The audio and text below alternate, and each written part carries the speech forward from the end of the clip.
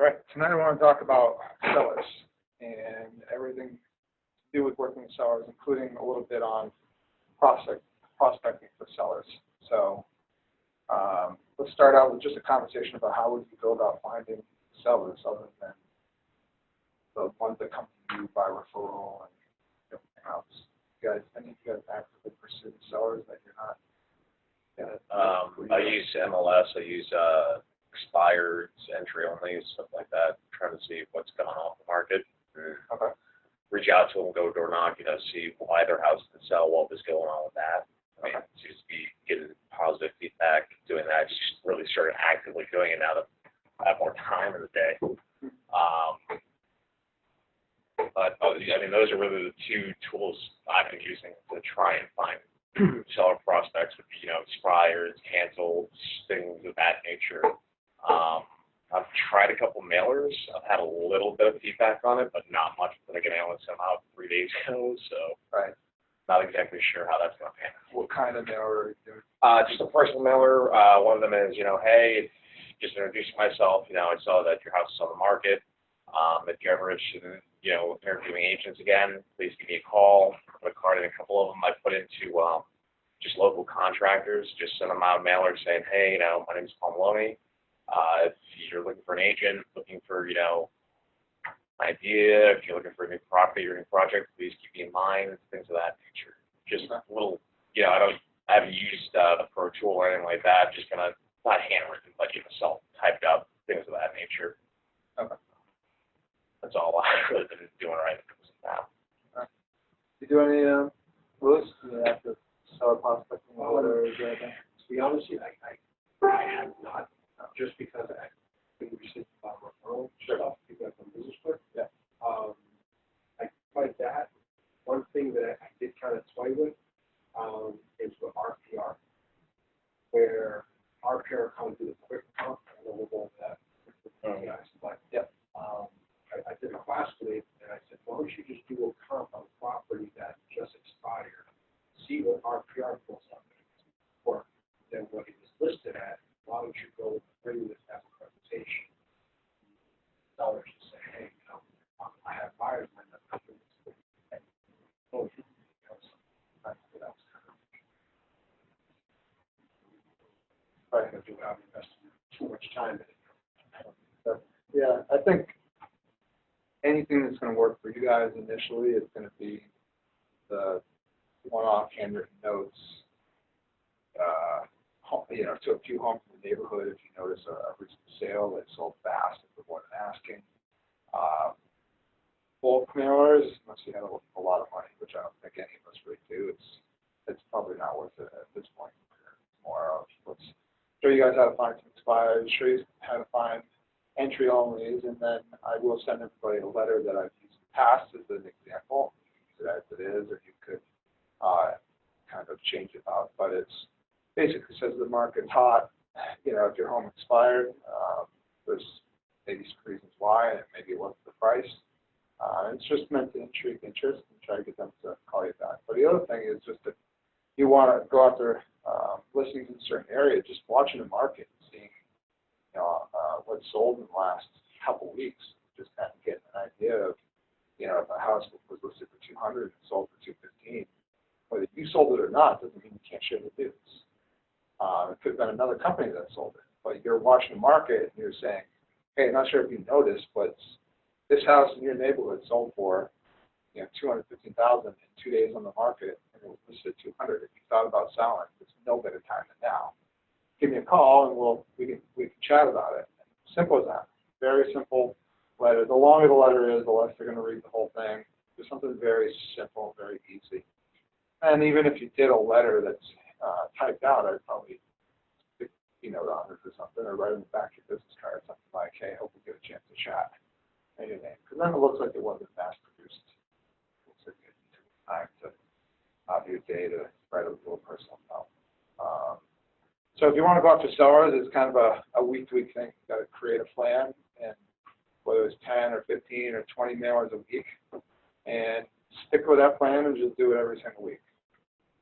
If you ever have any questions on exactly what you want to do to try to go after some sellers, feel free to let Louis or I know and bounce off, hey, this is what my thoughts are. I'm going to go after expired and for sale by owners in this town. This is my thought process, and we can help you out with it. But it starts with kind of picking an area you want to work and work in that area. I don't like to see agents bounce all over the place and be like, oh, sending out expireds all over Worcester County. I'd rather have you go back 10 years and search expireds in one town than say I'm going to go after expired in the last 3 months in 10 towns. The reason being, even if you start to get some ground work going, and all of a sudden you start getting a listing or two, if you get one listing in Charlton and one listing in Worcester and one listing in Auburn, it doesn't have nearly as much of an effect as if you get 3 in one town. And all of a sudden now your signs being seen more, your open house signs being seen more. It has more effect. So you really, the people that you see out there that are getting a lot of listings, typically you'll see they're in pockets or they're in towns, and it took them a while to get there. It wasn't overnight. But they start throwing one sign up in that town. It sells. They send out a postcard to the neighborhood. And when you start to get your own listings, I think you definitely want to do, a mailer to the closest homes. And there's companies that will do that for you. Just basically order them, and they'll post and mail just listed, and then when it's sold, you send them just sold. That's getting your name out in that neighborhood, and then you get another listing down the street, get another listed, another sold. That's where you start to build some brand recognition in an area where people are going to start to think of your name synonymous with selling listings. And it works so well once you get there, like you can be a terrible agent and still get the listings. I know some agents that are just terrible. They're nasty, they're impossible to work with, yet they get all the listings in a certain town because they've got that reputation of having signs go up and signs go down, signs go up and signs go down. So people think, oh, I can't. I've had even people say to me, or like, oh yeah, I worked with so and so. I'm like, how was that? Like, terrible, but I listened because I knew you'd get the job done. So hopefully you can manage to not be terrible and get the job done. Hopefully you can be great and get the job done. Once it gets better, but the point is, it's any kind of farming, you have to focus on a smaller area. Being everything to everybody everywhere is not the way to grow organically. So, not that anybody in your referral fee that wants to list, you're not going to turn it down, obviously. But the point is, when you're trying to pick an area to focus on where you love to get a majority of your business and where you love to become the main brand agent, you want to focus in a smaller area. It's a market to a niche. It's up to everyone. So if all of a sudden someone you sell to in that neighborhood wants to sell a house in Westboro, sure, you go to Westboro. I would too.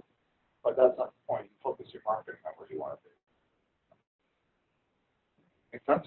All right, let's show you guys first how to search for expireds and for sale by owners.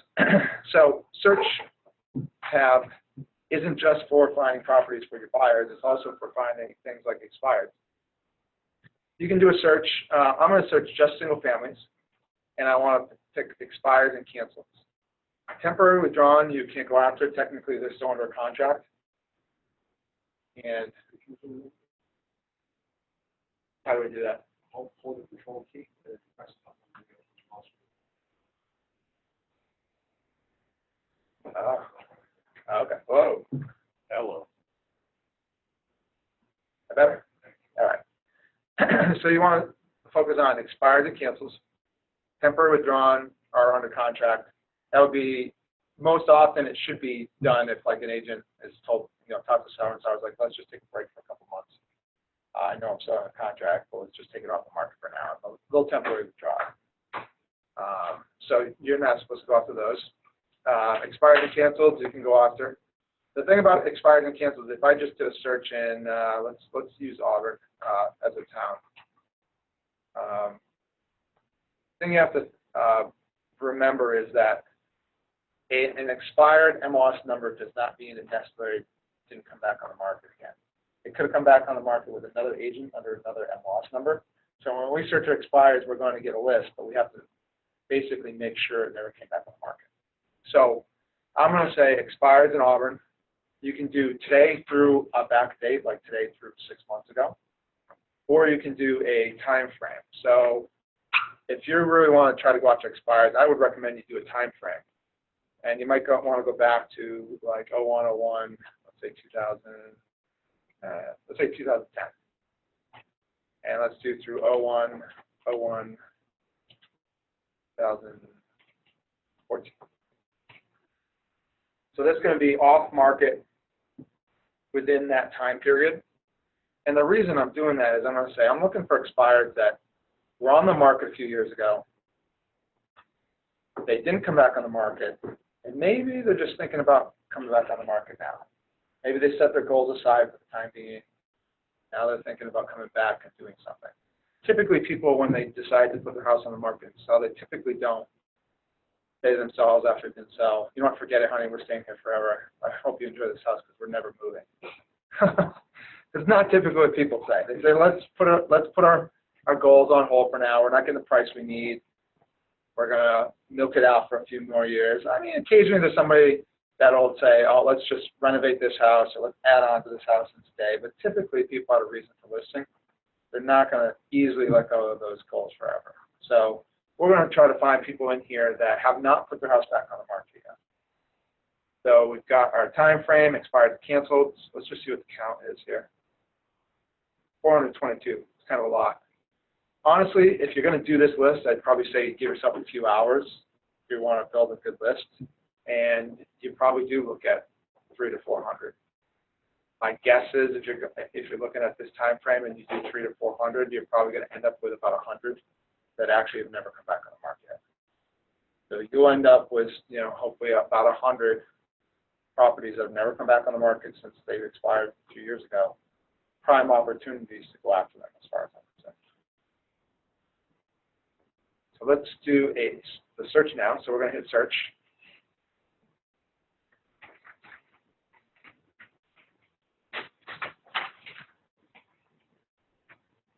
All right, here we go. Also look at it from perspective of, all right, this house, even if it didn't come back on the market, do you really want to list that house? Personally, I don't. So do a range or something that you're going to get excited about. I wouldn't say necessarily the top end of the market, but somewhere in the middle, somewhere in the range that's really sellable. You know what I mean? In Auburn right now, it's probably anything under 300,000 is sellable, but I don't like $100,000 houses, so I'm not going to waste my time with those. I'm going to start maybe in the let's just start right here. We're just doing this as an example anyways. So 4 period out. The way we're going to check and make sure that this property didn't come back on the market is we're going to click on the listing. Just click on the picture. And then you got to click on property history to see what's happened with that property since it was listed at that point. When you scroll down on the screen, you're going to see basically a chronological order of what has happened with the property. Oldest being at the top, newest being at the bottom. So yes, this listing did expire in 2010. It was listed for $135. And then it actually sold in 2012. So it came back on the market, sold for $90.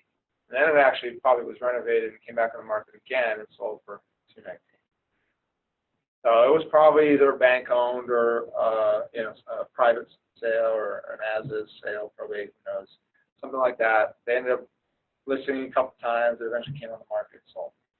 So that one you wouldn't be able to do anything with, unless you thought, okay, well, even though they sold in 2013, they could probably sell it again and make some more money on it. It's probably not exactly what you're looking for. So I'm just going to back out of that one. And all you have to do is hit the back arrow twice, and you'll go back to the report. So let's go down and look at another one.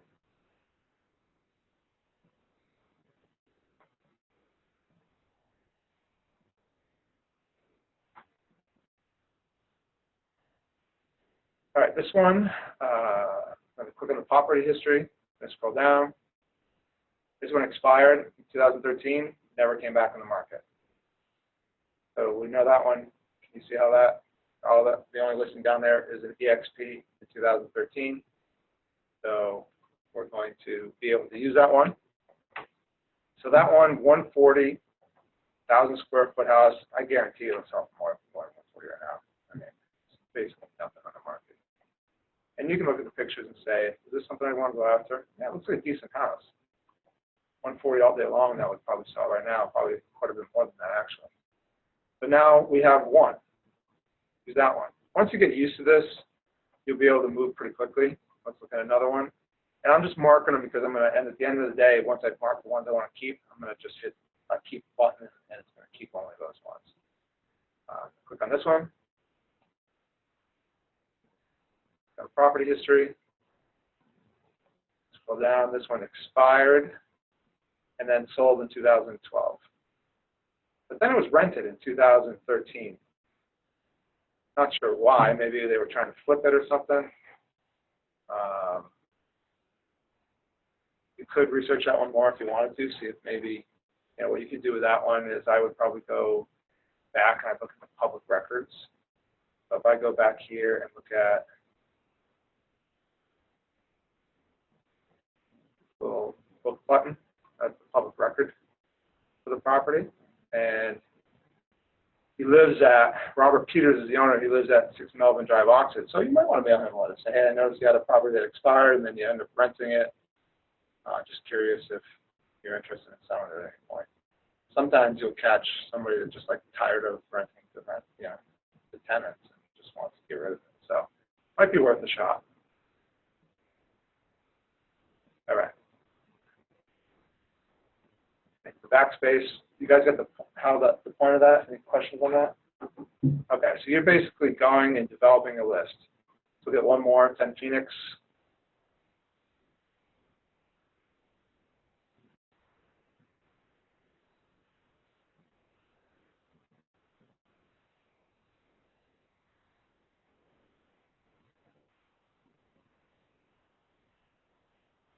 Property history, this one expired and then sold.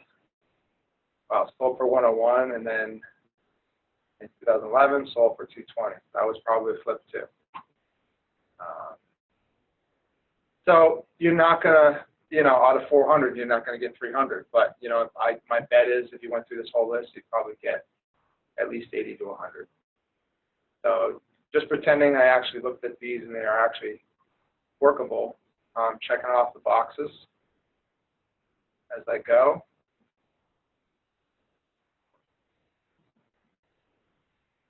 Go to the bottom, and then you can hit the keep button, and you'll keep that list. Now you can print that list and use it as I would obviously print it. If you also wanted to, you could actually do a download into Excel and have an Excel file for creating mailing labels. That's kind of self-explanatory. It kind of pretty much downloads it into an Excel file. If you ever have any questions on how to use that, training spot, or you could look it up on Google. But so any questions on finding expireds? No? Pretty straightforward. Let's go back to the search.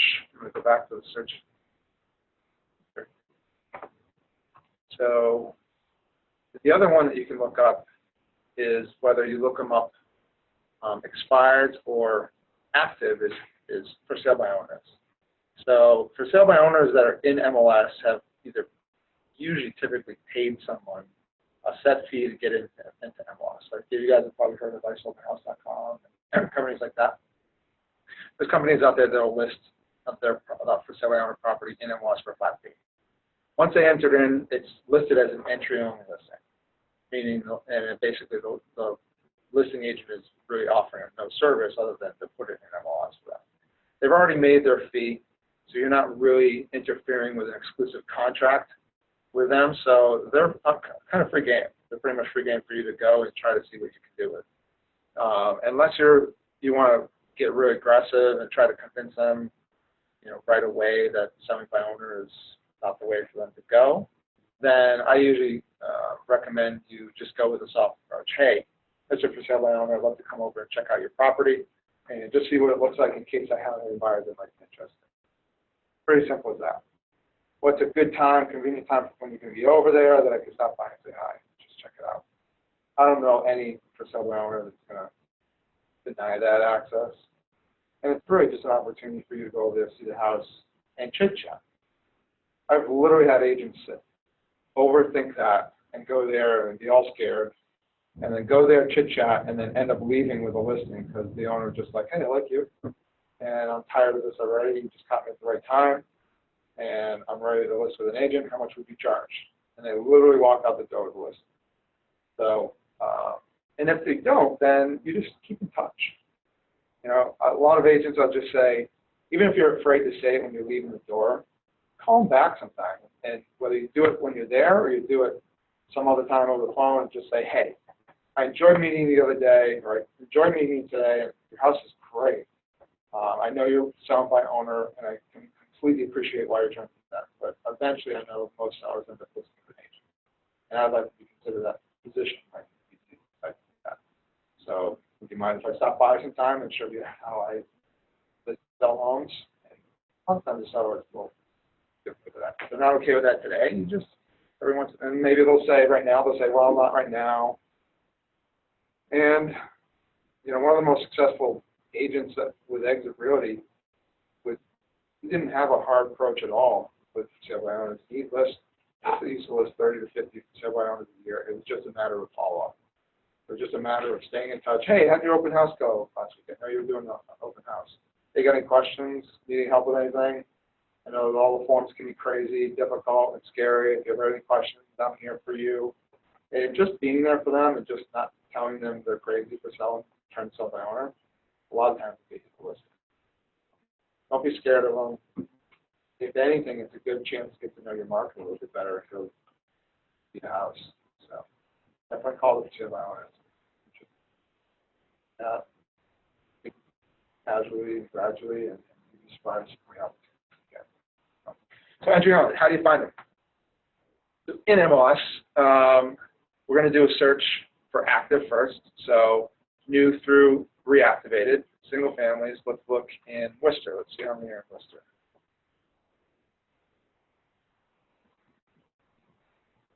All right. At the very bottom, under advanced criteria, you're going to find an entry only option.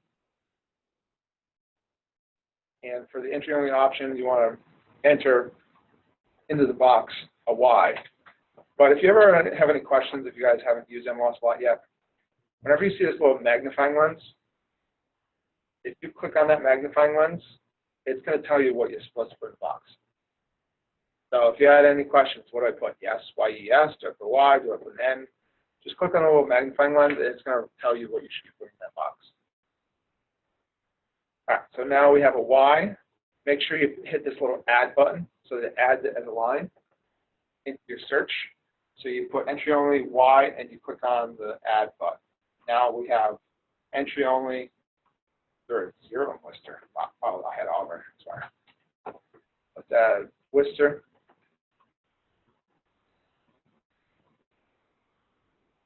Yeah, there's 4. I figured there's not as many for sale by owners as there used to be, but there are some out there. So keep your eyes open. You'll find them. I think the best for sale by owners are the ones that you drive by and you take a picture of the sign and you go back and look on MLS and they're not even on MLS. Those are typically sale by owners that are just basically saying to themselves, yeah, let's just throw up a sign for a few weeks, see if it sells. If not, we're going to list with an agent. That would be your typical for sale by owner that's not on MLS. It's just a try. And let's just say, I mean, I don't blame them. They throw up for sale by owner sign, they don't have to put an MLS and offer a COBRA fee or anything. Who knows? You know, so it's in this market, a buyer could call them and do that. So I don't blame them for it, but those are good ones to go after. So the ones in MLS, we've got 4 in Worcester, and the nice part about these, if you click on them, 40 Channing Street is one of them. Nice, looks like a nice house. Looks like it's 2,100 square feet. It seems like it's kind of priced probably pretty well. Pictures are terrible. Obviously something you could probably improve on. I mean, what is this? What is that? What's that picture doing there? Yeah, they have nice grass, but these are bad pictures. But if you scroll down, you'll see, typically in the showing instructions, you're going to find a seller phone number that will say, agent isn't basically offering any kind of service, so here's the seller's phone number if you want to set up a shop. So you could just get the phone numbers out of here and just call them up and say, hey, I noticed you're listening. Love to come out and check it out sometime in case I have any buyers that might be interested in it. Does it say Realty Group there for listing office and agent stuff? Derek Green and Green Realty Group, but they are an entry-only company. Oh, okay, so All you of have to kind of know that. No, I mean the fact that they put it as an entry-only listing means, Well, that- yeah. So they're offering 2.5 to a buyer agent, and there's Nick's number. You give him a call and show the property, and try to just get out there and look at the property. Let's look at another one quickly. Entryonly.com. Huh? Entryonly.com. There's one. Yeah, Western. Huh. So, This one's Metro West. I don't know why they. This one I'd probably be a little more concerned about. Occasionally, you're going to run into a regular kind of agency that's listing it entry only, but they're not really entry only. Like Enzo Cimarrano and Nicole Cimarrano is the listing agent. I probably would block that one. It's probably Nicole's probably doing it as a favor to a relative or something like that. So that one's probably not one I would follow up with. But definitely the last one. You'll start to notice a lot of them have the same listing companies. Like Derek Green is, isn't Derek Green I sold my house.com? yeah. Yeah. So even though it's Derek says Derek Green Realty is actually the website isoldmyhouse.com. It's something that over time you'll start to see patterns of things like that. This one, Omega Listings, that's another one that you'll see a lot. They are definitely a entry only, and they actually have a phone number and an email address. Any questions for that? Okay. Now the other one I like to look up, and which is great because you get incredible, you get phone numbers, is expired entry only listings. So we're going to look at Worcester and Auburn, and instead of looking at actives, we're going to choose expired and canceled. Let's scroll down. We still have entry only, and we're doing today through 6 months. Let's do say through 12 months. And again, you could do a time frame. You could do 10 years back entry only listings if you wanted to. So there were 15 in the last year that expired. So let's look at, for instance, this one, 64 Beaverbrook. Again, because it's an expired listing, you want to look at the property history. Make sure that property didn't come back on the market. And it did. It sold in 2017. So it was canceled. It was canceled in late 2016. Then it came back on and sold. I'm curious. Let's see if it sold with a listing office or it's sold entry only. So David Hill likes to work expireds. He clearly convinced this person to list it and sell it with him. They listed it for $2,099. They sold it for $2,099, and it had the expired listing on it. If you hit the backspace, was $2,099. So for sale by owner couldn't sell it. I was on for $2,099. Listed it with David Hill and sold it with David Hill for $2,099. So he obviously worked it, and he might have looked it up in here. And the nice part about the canceled and expired for sale by owners is a lot of times you're still going to have a phone number. So even though it expired 6 months ago, you're going to have a good phone number typically for that person because they usually put their cell phone number in the MLS listing. So that's obviously not one you can work because it's relisted and resold, but let's just keep looking and see if we can find one that's not resold. So here's 64 Ledgecrest. We're going to look at the property history. This one has not come back on the market. It canceled, it expired, and it canceled again. It expired, we can look at it, expired and 9/24/2016. I mean, I think that would probably sell right now. Those are selling in that range, right? The Ledgecrest one, but that's selling. What is that? Yeah, 200, 210. Yeah, those gotta be selling in that price range now. So this one, if you scroll down, this one's available to go after. There's a seller's phone number, 774-262-6456. Yeah. So that's, You guys are welcome. yeah, go for it, eh? You know?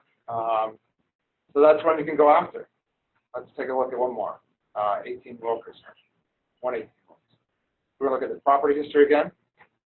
Scroll down, see what happened. This one expired in 2016, but then it was listed in January 2017 and it sold for 210. Let's see who sold that one.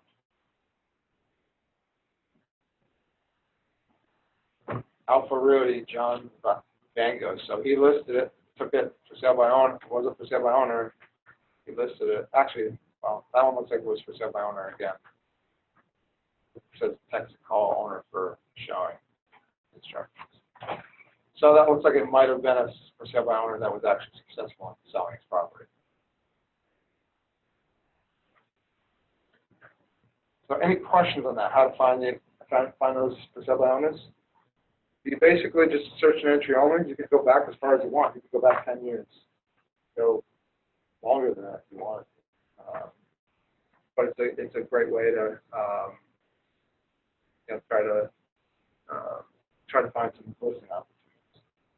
The other one that I won't spend too much time talking on, but it's definitely an avenue, is if you start to notice in the town that you're working, certain price range that's moving really fast.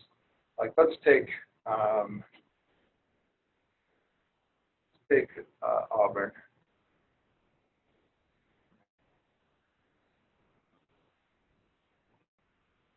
And let's just see what's happening in the $200,000 to $300,000 range.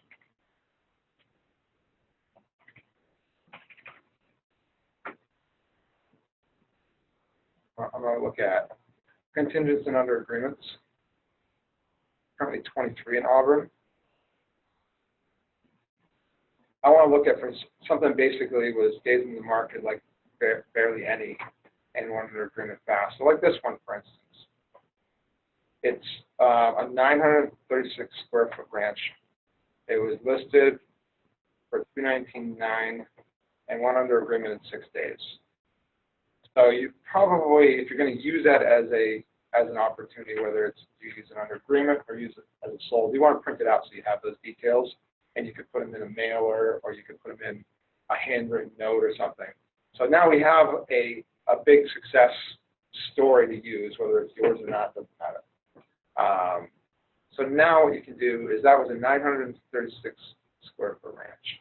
So now what I want to do is I want to look for, I'm going to go to tools, and a lot of people don't think to create good lists or mailing lists or prospecting lists for public records, but it's actually a very good tool for looking and developing a prospecting list.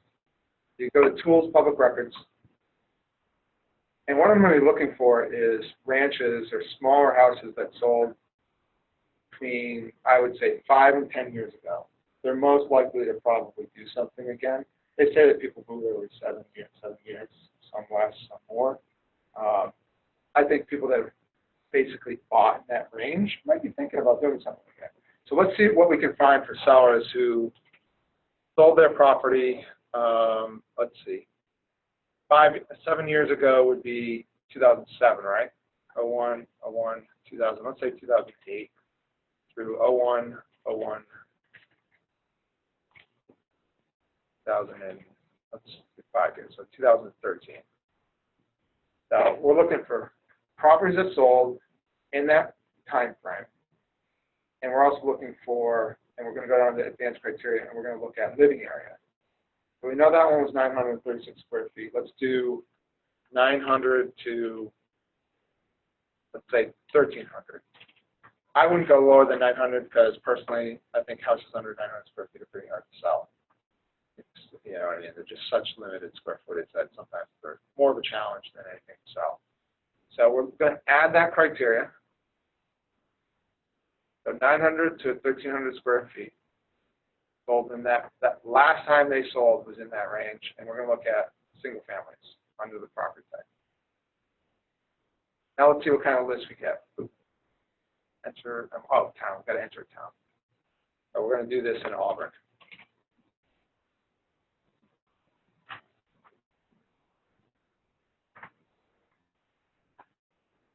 We've got 278. That's a pretty healthy list. You may want to narrow it down in some ways. One way we could do that is we could say assess value. So we could look at the value total is what it would be. So value is the assessed record, basically, of what the assessment is on it. And let's say we want to have it $175,000 plus. Let's see what that does to our list. Now it's 206. So maybe I don't want to look at 900 square foot house. Maybe I just want to do 1,000. See what that does. 186. That's a pretty good list.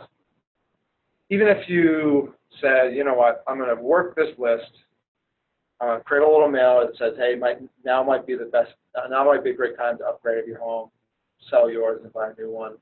A house just like yours just sold for 936 square feet, one in agreement in 6 days, listed at $219,900. If you're thinking about doing something, let's at least look at the value of your home and see where if you might be able to sell your home for a top dollar. Something very simple like that. If you create a list of 186, I would say you try to do 10 letters a week, and then every basically month or month and a half, you're going to be back at the beginning.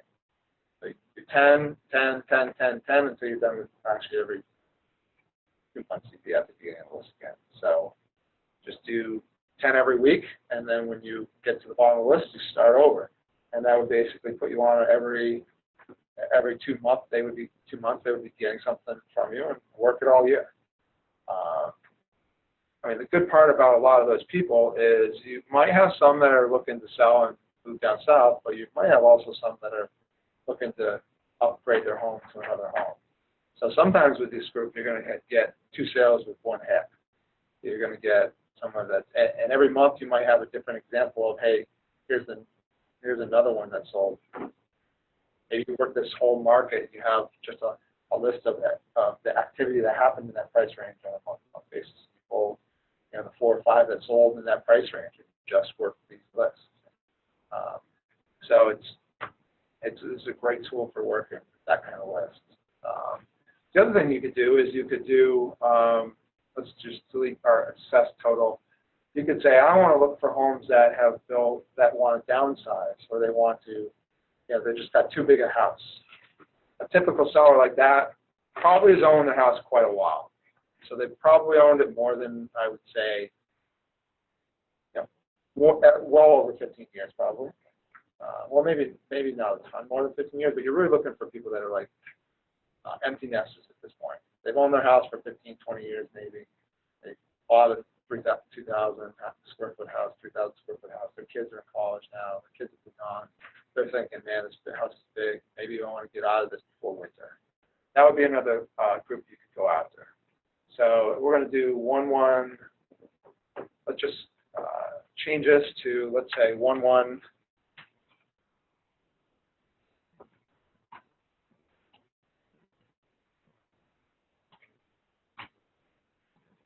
I'm going to go back to 95, being the oldest. So they bought the house between 1995 and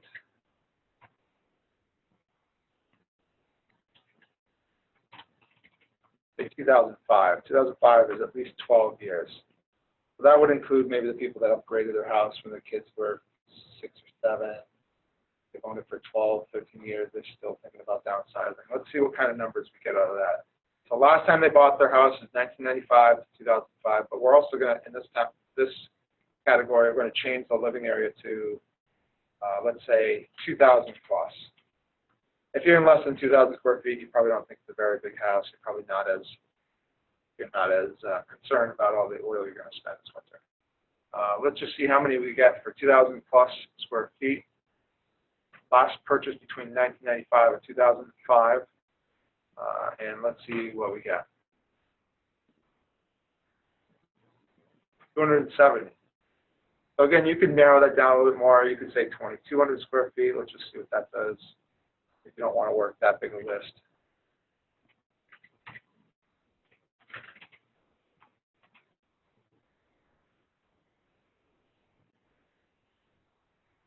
$188. That's another good list to work. If you did 20 a week in a couple of months, you'd be through that list, and probably a pretty good chance.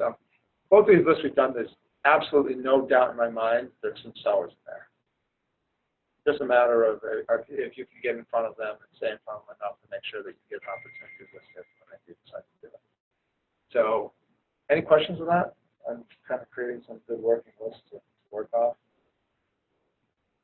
Okay. All right, let's move on. Any questions on seller prospecting? If you decide to do seller prospecting and want some advice and help, let me know. I'll send you some letters that I've used in the past that work decently. And then it's just a matter of deciding on what you want to work, where you want to work it, and doing it consistently. Maybe decide to do a list that expired, and you do it once and send out 20 letters and you never do it again. You're probably not going to get the notice. But say I'm going to do expired every month, I'm going to make sure I do at least 20, 30 mails a month, and I'm going to do them all year long. And I think you'll get opportunities. All right. Now you've got a listing opportunity. You're all of a sudden, whether it's a referral or expired, that says, yeah, come on over. I want to hear what you have to offer, and I want to see what the value of my home is. What's the first thing you want to do?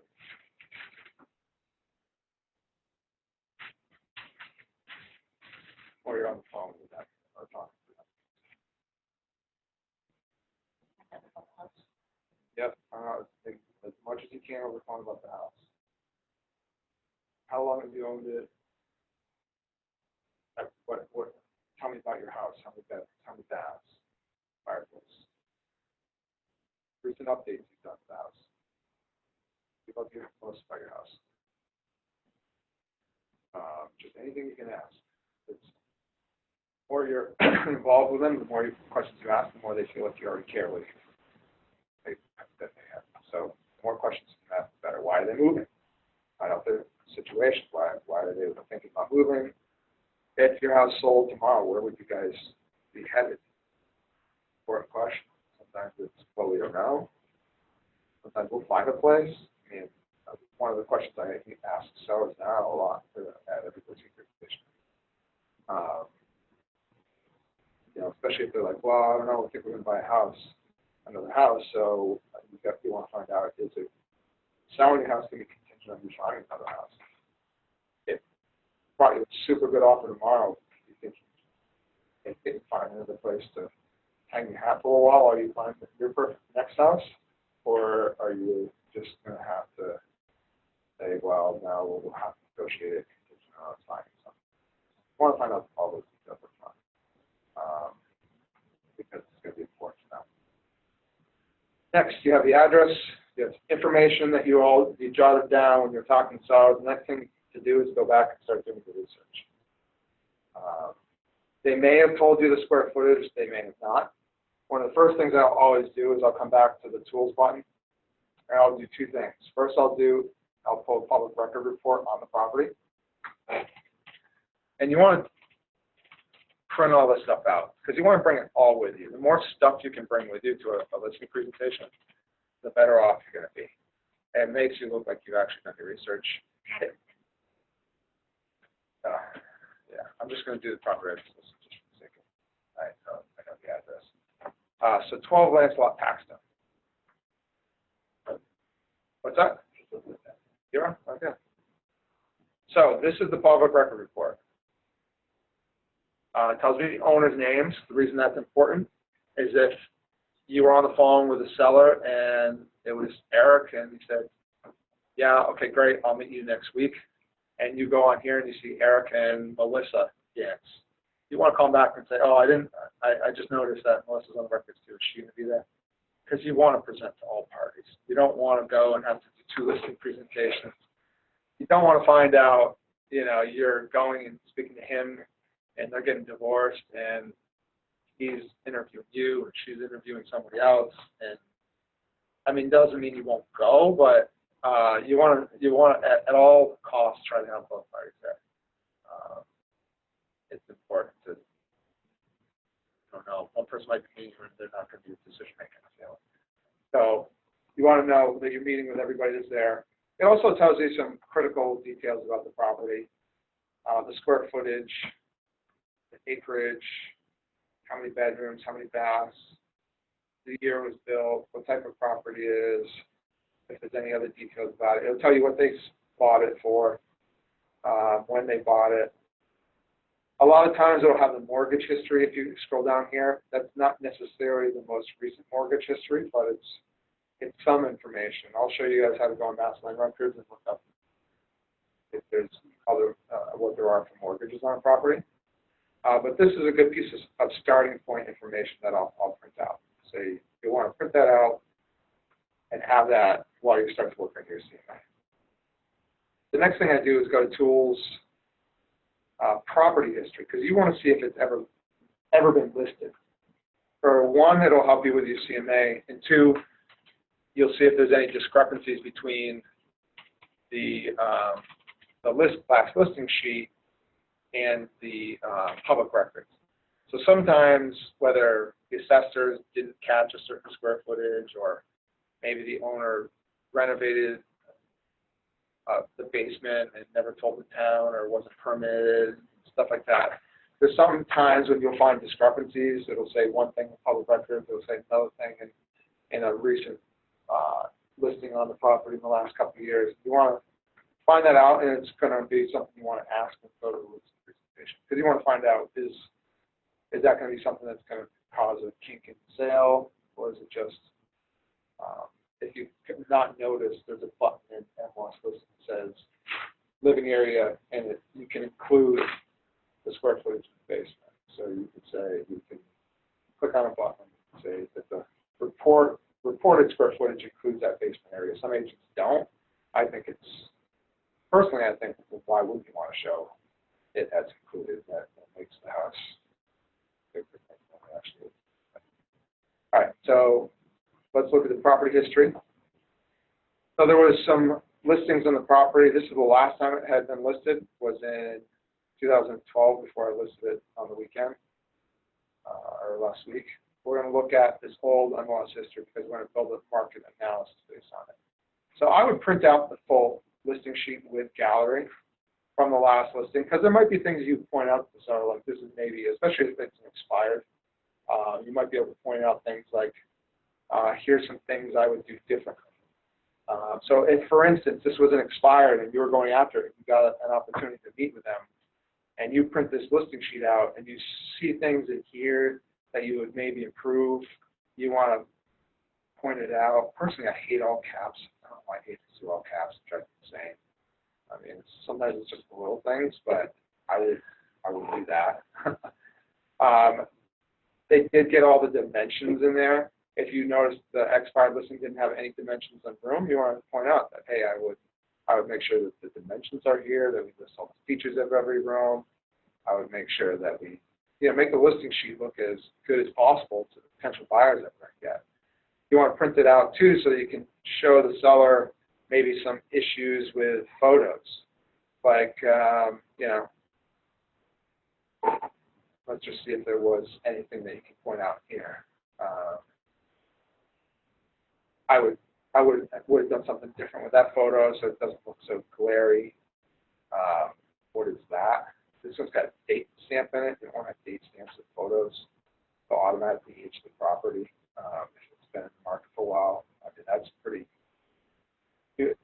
That's a pretty bad photo. All these are pretty bad photos from the standpoint of a marketing presentation. And if you can point that out to a seller, how we do things differently, or the fact that you're hiring a photographer for $250 that's going to make this house shine in pictures, that could be a major difference of you selling your home or not, when you're looking at this versus what I could do.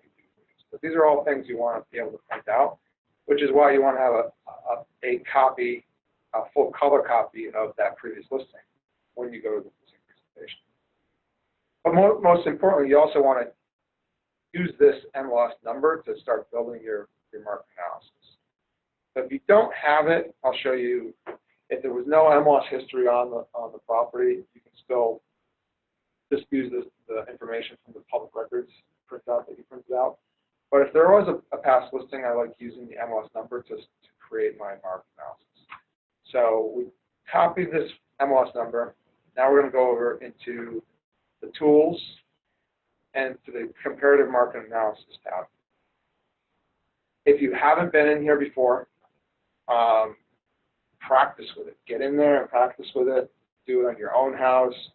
Do it on a neighbor's house. Do it on someone else's listing. Just play around with it so you get to know it. And what you want to do is make sure you set up your CMA options settings. You can add your logo in there. You can add your picture. You'll see here, somewhere here, exit is an option for a logo in there. Exit realty. I don't want to upload it. Page header, you can put page headers in there. You can put a tagline at the bottom of them. And keep going back in there and changing it up to be exactly what you want. But you definitely want to make it look more presentable than just what comes with nothing. So spend some time on the CMA options and settings. And now we're going to start our new CMA. I usually just give it a label like the address, 12 Lancelot Drive. You could add notes in there if you want to. I know that the Eric name is Eric Gant, so I'm going to put his name in there. And then down at the bottom here, it has what kind of property information do you want to use to build your CMA.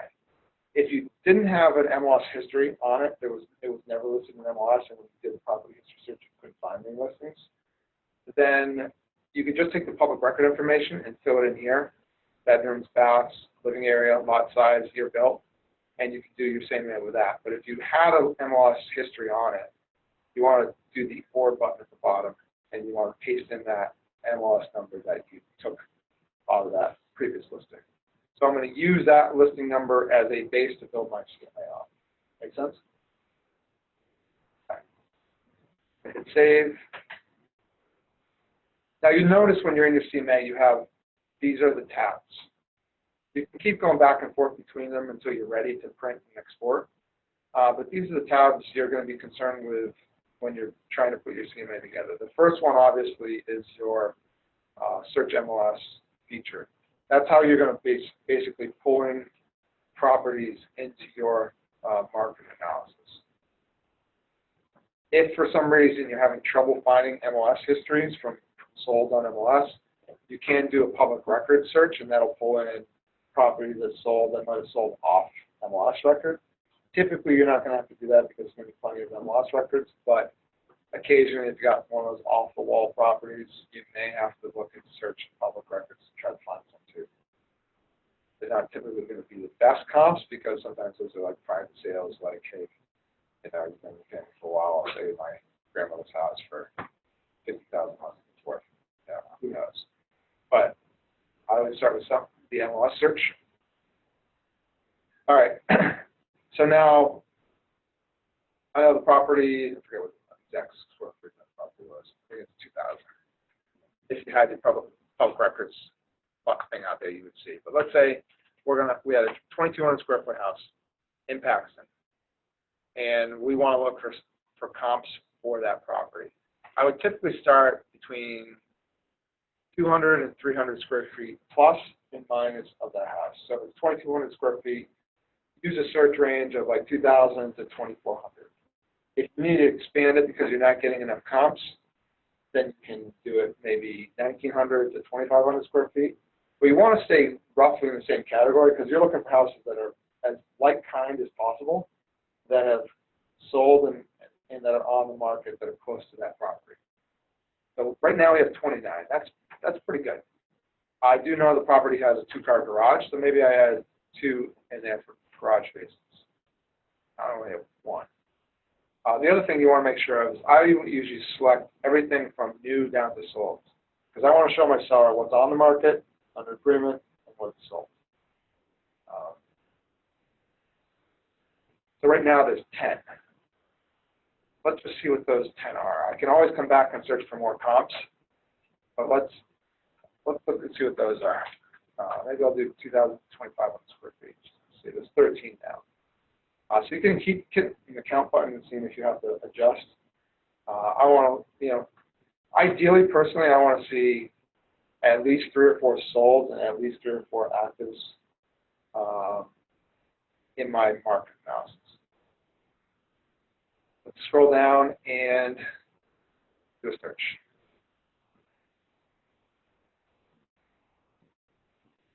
All right, so we've got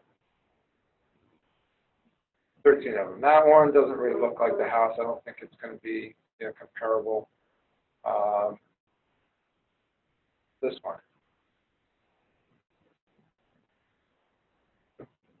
looks pretty good. Maybe we take a look at the condition. It might have been like a bank owned. Is it bank owned? Yeah, bank owned. So it might have been a little bit more neglected. It does look like it had some updates. Looks like it might be maybe new carpets. Furnace looks pretty good. Exterior looks pretty good. So maybe I'll select that one. The other thing you want to look for is if it seems like out of whack. Is it a failed Title V maybe? Oh, cash or rehab loan only, please. Title V is buyer's responsibility. So for whatever reason, it's kind of an as-is sale. It might not be the best comp for that house. For now, I'm going to skip by that one. Then we have this one, under agreement, 124 Richards Ave. Again, you can look at the whole sheet. I'm just going to click on some of these that I feel are comparable. And this is actually the property itself. You want to look at each one and try to see if it's something you think is like kind. This one's new construction. If you're comparing to a house that was built in, that one was built in 1986, and it's probably, I would leave the new construction out unless you had to use it because it wasn't any better comps, but you'd probably have to do some adjustments on that. If you get to the point where you're having trouble comping out a property, ask for help, because until you really learn it, you're in the market a while, sometimes you're not sure how to go about it. You're better off asking help. I'll do a market analysis for you. I'll never do one for you. You take a shot at it. I'll do it, and then we'll compare notes and then see where we're at. So I picked a few comps, and once I pick my comps, I click on the little add button. It's going to pop up a box that says OK. I'm going to hit OK twice, and it's going to add those comps in. So now the comps I thought were pretty close. There was one at 359, one at under agreement at 349. There was 2 sold at 367 and 370. Now I want to search for some more properties. I want to pull some more stuff in there. I was wrong on my square footage. It was actually more like, it was more 2,400 square feet. So let me do 24 to 2,700 square feet, see if it pulls in any new comps. 7. And I'm starting to get an idea now that it's definitely above, let's say, 330 or even 325. So I don't want to pull any comps under 325. And it's probably not a $400,000 house either. So I can start to just narrow things down. The more comps you start to look, you're like, I think it's kind of close to that. Start to look at what else is in that market. Let's just see if I take out the square footage altogether, how many are in that price range. Because if I take the garages out, now I'm looking at basically 325 to 400 in Paxton at 10 comps. Let's see what those were. 1,950 square feet. Here's one that was 2,295. Maybe I'll select that one. If you select ones, again, that you already selected, it's just basically going to tell you already selected that one when you go to add them. I'm just kind of adding them without looking at them quick, but the idea is to look at them and make sure you think they're a viable comp. It doesn't mean you can't delete them later, but you're going to start to work it back and forth. And you might go through the search bar a few times. So now I've got 3 solds, 2 under agreements, 2 actives. I'd really like to get a sold or 2 more. Now I might come back to the search button and hit, just change the solds only. So now I'm looking last 6 months, how many sold in that price range? Only 5. So let me look at see what those were. I think I probably had all of them selected. There's this one at 2,900 square feet that sold at 390. I'd probably add that one because even though it's higher than we think this one's going to start to sell at, the square footage is higher also. So it'll adjust for the square footage based on the fact that our property is lower square footage. I'm going to add that one.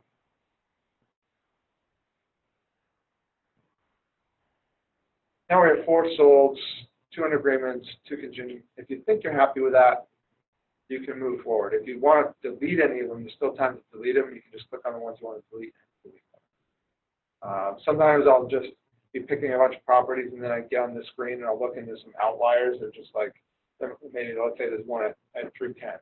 That one's just not working. I'm just going to delete that one and keep the ones that I think are most relevant.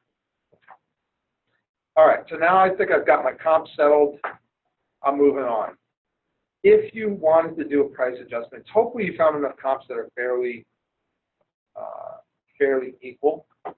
If for some reason you had, let's say, a house that you wanted to use for a comp, but it had a 5-car garage, you could come in here and you could do an adjustment basically to back money out of that comp.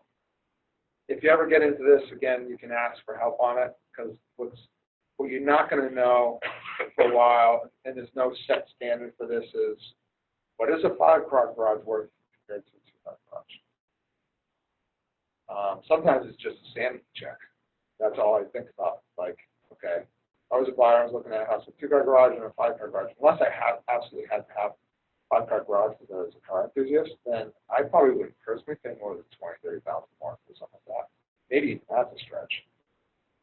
So sometimes you have to think of it from a perspective, or like land sometimes. If you see all the comps were, roughly 1 acre, and there was one comp with 20 acres, and it's not buildable land, then what is that worth to somebody?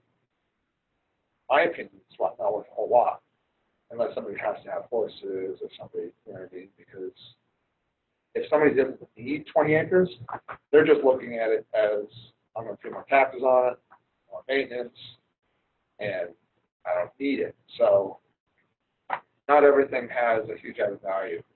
In fact, pools have very little added value. Although there are people out there that are just basically like, I need to have a pool. There's also people that are out there that say, I don't want a pool, I'm not buying a house with a pool. So pools are funny things too. So if you're into those, any of those funny things like that, just ask questions. So if you had to do an adjustment here, for instance, we're doing garage spaces. This one actually only had a 1-car garage. This had a 2-car garage. This had a 2-car garage. So the adjustment would be a plus or a minus. Since this one only had a 1-car garage, I'm going to add $7,500 on for an extra garage port. Some owners would probably argue with me on that, but personally, if a garage costs you $30,000 to build, doesn't mean you're going to get $30,000 more than a house that has a garage. Maybe 20, maybe. What do you have? Do you have any feelings on that? It depends if it's individual, like the whole stall, Yeah. detached, but anywhere from 5 and like if it's an extra bay, 5. Yeah. If you're looking at a house with no garage and versus a house with 1-car garage, it's definitely only a $5,000 adjustment because you know what 1-car garage is becoming for most people. It's a storage shed. It's still fun outside because you got no place to just fill up the shit. Can you get out of the car? Right. You get the people that they list a house with 1-car garage, only fit a smart car. Right. That's, Right. Right. and or it doesn't have mechanical doors or whatever. So I'm just going to put a plus $7,500 adjustment on that. That means that whatever that comp sold for, I'm adding $7,500 onto it to get it to equal roughly what the price should be. Like this. Yes. This is the most challenging part, frustrating part of probably of what we're going to do when it comes to the double comp, because it's very subjective. So your opinion, two appraisers appraising the same property will come up with two different values. I mean, it's just what it is. You know, they may give this much for granted, this one might give this much for granted. So you're like, how do you know? Right? So how do you know is, you know, look at the pictures, you got to go into the property, see what they sold for, see what they're asking for. And you're kind of guesstimating. But it comes down to making, you know, just coming up with an educated decision. You know, most likely, an appraiser will side with me and that this is what it is. You just can't throw out, you know, this huge number because you sell it insurance that the house is worth $1 million. You have to be able to justify it. But this is where, you know, it takes time, it takes experience, and then it's the little things looking at, you know, we're talking about, well, you know, is it an extra bay? Is the bay tall enough? Is it, you know, how deep is it? You know, can you, Little lift thing. little things that will actually, you know, add value to it. Right. The only saving grace, I think, in this market for agents is look at the sold, so you can blue in the face. And what ends up coming down a lot of times is the market's going to determine what that house is worth based on you putting it on the market in a price range that is going to get interest. So whether a garage bay is worth $5,000 or $7,000 or $10,000 is kind of pointless to scrutinize on it that badly, because at the end of the day, you're still going to be placing a property in a price range for the market to figure out. Let the market tell you what it's going to be worth. And in the first week, it's going to, basically in this market, you're going to know. Is it so hot it's going to go over asking? Is it so hot it's going to go under asking or close to asking? Or as I thought, I told the seller, I think we're going to be overpriced. So it could be any of that. But so part of my process is definitely, you know, building the CMA, and let's just continue on and talk about that more. But, you know, if you had to do a price adjustment, that's the way to do it. Ask questions if you have questions. The net sheet, personally, I don't use it. Louis, do you use the net sheet? I don't. Here's why. The net sheet is put in there if you wanted to give the seller an estimation of what they're going to end up with. And the problem is you can certainly put your brokerage fee in there. You know what that would be. Title V certification, they can range from $650. I've seen them up to $950. Most detective fee. It depends. If they need to be rewired because they're not the code, it could cost them $500. If you start putting numbers in here and they're wrong, who's going to hear about it? You're going to hear about it. Right. Even closing costs. I mean, I don't shy away from telling sellers things I know. Like for instance, when they're going to have. I tell sellers you're going to have an attorney. You're going to have to get a smoke cert at Title V. I don't know what your attorney's going to charge you. I want to talk to them. They can also give you an estimate of what you're going to pay at closing. You're going to have to pay recording fees, record fees, and deed prep fees. And the other big one is tax stamps. Tax stamps are $4.56 a thousand. So if you have a house that's selling for $300,000, you take 300 times $4.56. That's what they're going to pay. So on $300,000 house, it's roughly $1,300. So I don't shy sometimes away from telling stuff like that, but I don't give it to them on paper. And if they're asking that question, say the best thing I can advise you to do is talk to an attorney. And I can recommend one to you if you want to know what your costs are going to be at selling beyond my commission. So I don't include this in the CMA, and I'll show you later where you can exclude it so that you don't give that to the seller. All right, we got our comps, any price adjustments. Now we're going to look at the print export button. There's a lot of different things in here. You really have to just kind of click on the boxes and then click on the PDF to see what layout you like. Personally, I like the 3-up comparison, and I'll show you why. And then when you're looking at the pricing analysis, I only want to do it based on solds, because I don't know what the other agreement's selling for. It could be higher than list price, it could be lower than list price. And that's good. That could screw up the square footage price, so I'm leaving only sold check.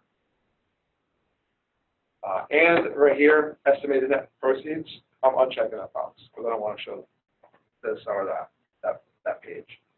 All right, so now I think I've got my CMA ready. I want to click on the PDF button.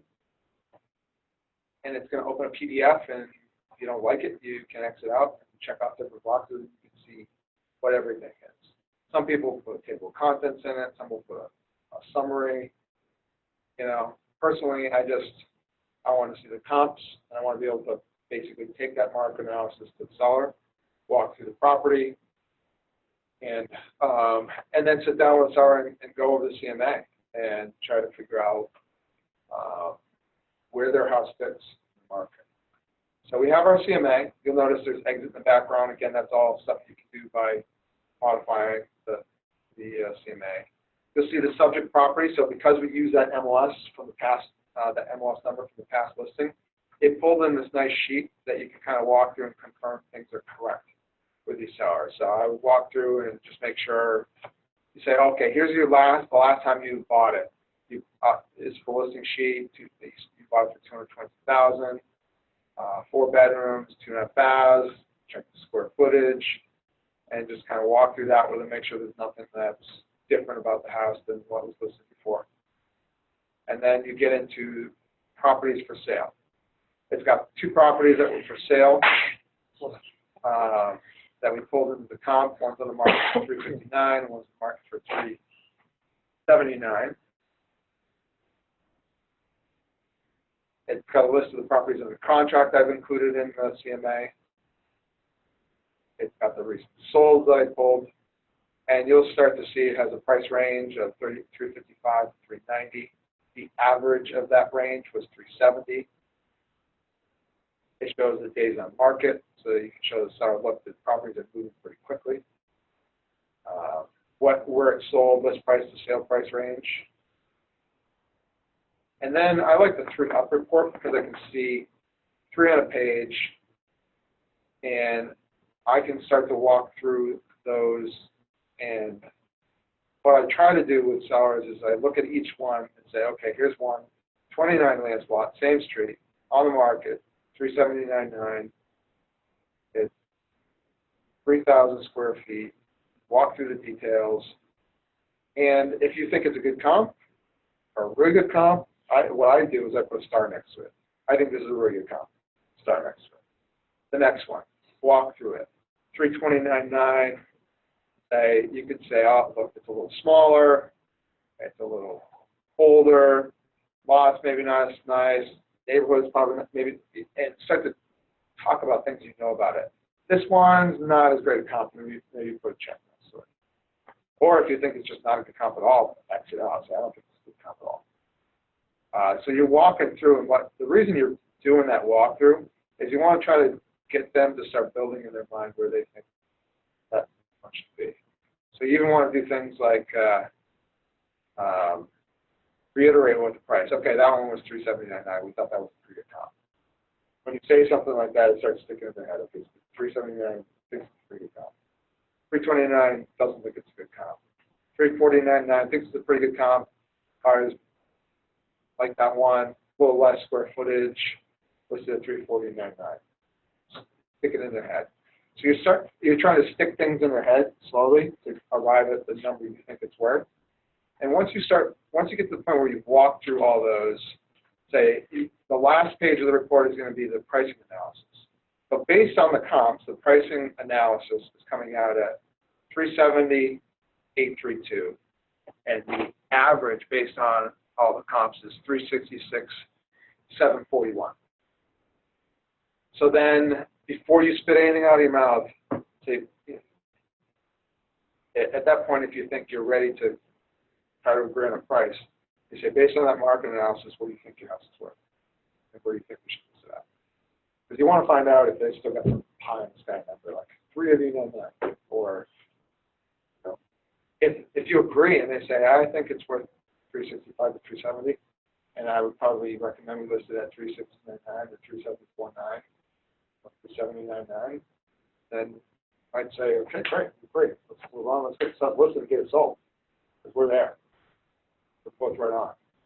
Or if you got some work to do, then you start to work on that. They say 390. My house for 390. I want to say 399.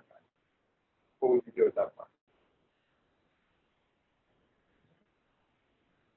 Based on comps. Ask them where they're coming up with that number. Can you just try to explain to me just where, after looking at those comps, what do you think? Where you think?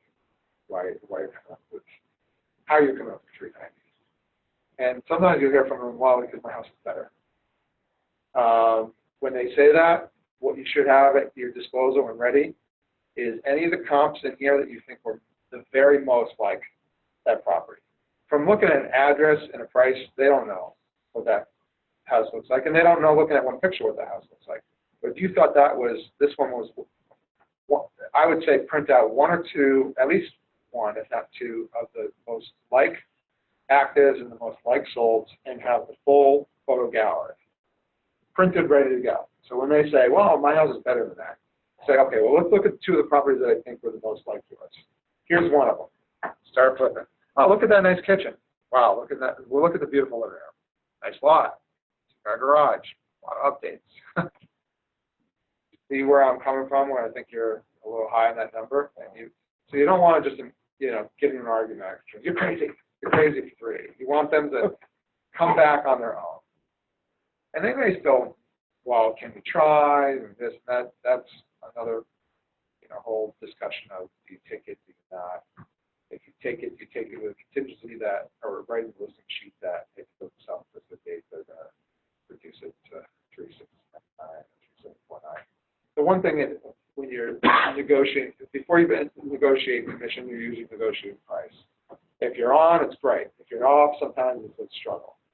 And if you end up taking a listing and you agree to do the marketing and the photos, hire a photographer, go through the 9 yards of listing it, you want to make sure you have some kind of commitment that they're going to get serious, even though you think they're priced high. Because I can guarantee you most sellers will forget the conversation you had about, okay, let's go with your number to start with, and we'll talk in 30, 45 days if we haven't sold. They'll all forget about it. Like, oh, we had that conversation, I remember that. Let's stay at 390 with our price. So try to get in the listing agreement, some kind of agreement. You can put right in the listing agreement. If the property is not sold in the first 30 days, we're going to reduce the price $10,000. Because if you're going to spend the money, you should have some kind of guarantee that they won't play ball with you. And they don't get your price. Honestly, there are some sellers out there that will just go after through listing agent after listing agent after listing agent. Let's list it at 389.9. That's our number. If we don't get it, we're not moving. If they tell you that, maybe it's not a good listing thing. If you're 1 or 2 price changes away from the right number, maybe you do take it as market, because you never know. In other markets, a year ago, 2 years ago, it was a little bit tougher to be convinced to take it over price listing because the only other reason you take it over price listing is to get buyer leads off it. That market, if you were overpriced, you would get in showing. Might be get some interest, but so with this particular one, we were always pretty close on the numbers. He wanted to start it at 379.9, and one thing about this market, if you guys have noticed, is when a house is priced right, action comes right away. You oftentimes get more than one offer, and the market will prove itself out. If it's, and I basically told the seller, whether you price it at 369 or 379.9, I think you're going to get the same number either way. But at 369.9, there's a chance that you could create a bit more, and it could go higher than that price. So why shoot yourself in the foot? Just make it seem like a hot listing, and then the market will figure itself out. So the other thing I often will do is, besides the CMA, obviously sold price and history is important for comps because appraisers are going to have to use that. And they're going to use a lot of the same comps to come up with the appraisal of the property. So even if, let's say, you listed at 369 and someone's stupid enough to come up and offer 390 or 400, I'm concerned about the appraisal because they're going to be looking, appraisers don't like using actives. They're going to basically look at the solds. They're going to say, you know, I don't care what a buyer wants to pay for right now. What have they sold for in the last 6 months? And they basically get the unwritten marching orders to not crush growth. Because if appraisers were perfect and it was all about sold history, we would never have appreciation. We'd never have, all we'd ever have is depreciation. So they have to try to uphold what buyers are going to pay for properties. But if it's a crazy, stupid reason, like all these properties sold between $250 and $300, and this guy wants to pay $350 for this house, the appraiser's not going to go that far because their job is to secure the bank's position of the property. It doesn't mean the buyer can't buy that property. It just means that the bank is only going to loan on the lower of the two, the appraised value or the sale price, whatever's lowest. So that's one thing to keep in mind is at the end of the day, it still has to appraise. But one important thing, and a very important thing in this market is what is available in the market. Because literally, if there's nothing available, you can scrutinize all day, every day for 3 days on what you should, what it's worth. But at the end of the day, you should just get it on the market. It's not available. And the buyers are waiting and salivating, waiting for you to put a house like that on the market. So I always will print out just what's available. If I'm in Paxton and I'm looking between, let's say, 325 and 400, how many homes are there currently on the market in Paxton?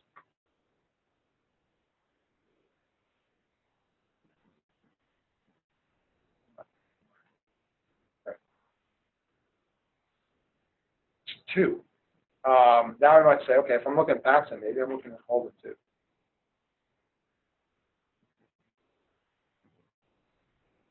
14. Still not a ton. I would print out that sheet, so hit the search button, and I'd print out this sheet.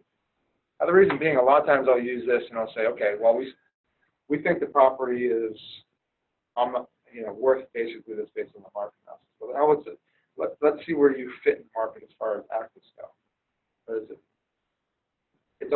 It's important in both markets. If the market's going up, it's important. If it's going down, it's important. Because let's say it's a downturning market, and all your comps say it's worth $340, but then you have all these actives that are on the market for $320, $330. Their house is not worth $340 anymore. Their house is going to be worth somewhere in that range of what buyers are looking at right now. So you want to see, like, okay, where are we going to put it in this price range of homes? You never want to be at the very top, I don't think, and you never want to be at the very bottom. You want to be somewhere in the middle. Somewhere in the middle of all available homes is someone to go look at in a price range. But in the middle, I think you're in the sweet spot of getting interest and making sure the buyers don't think it's going to be in the market forever, or that sometimes, you think in this market, someone will say, well, I just want to sell fast, so let's list it low. That can backfire too. They might just automatically think something's wrong with it. But every seller wants most sellers want every penny they can out of the house right now. So it's important to look at actives and make sure you can see, all right, where are we? Where do we fit? And if you have this printout with you, you can point it out and say, you were talking 379.9, but look, when we start to get into the 370s, and this is exactly what I told this guy in Paxton, I'm like, you've got a couple options for close size new construction in Holden. You got properties that have been starting to sit on the market a while longer. This guy just listed today. I was wondering why I didn't see that comp before. 379.9. So that house is a little bigger than mine. That's the other thing is you want to watch out for is you list a house on Wednesday doesn't mean your neighbor didn't come and undercut you today. So you constantly want to be looking at your listings and seeing what's coming on the market. I mean, it's pretty nice kitchen, but pictures are terrible. It's a nice house, but I'm not worried about that one. So anyways, you want to see where it fits in the market. So based on this one's a bigger house, this one's a new construction. I kind of convinced the guy, look, I think you want to be here at 369.9. Because after that, you've got one at 365 and Holden. It drops down to 349. You don't have a lot that's certainly better house than this ranch. So if you're looking even in that 350 to 400 range, there's not a lot available. But as soon as you get into 370s, you start seeing the construction. So you go 369.9, and I think we're able to agree on that price of listing at 369.9. Any questions on that? Okay. So you want to have your full listing sheets printed out. You want to have all that other stuff printed out. The other thing you can do, and this is another whole class we'll do probably in of itself, because we'll move on to some other stuff, but even having market reports. So in the market reports, you can do reports, a couple different types of reports. I like to look at total sold market stats for towns. You can also do an on-market snapshot is a good way to look, a good report to look at. Let's just look at that one for a second. We're going to look at single family. And it's basically saying what's on the market now versus a period in time. I always look at a year ago. So you had your house in the market last year. You want to list it again this year. Let's look at what's going on in the market this year versus last year. And I'm going to look at Paxton.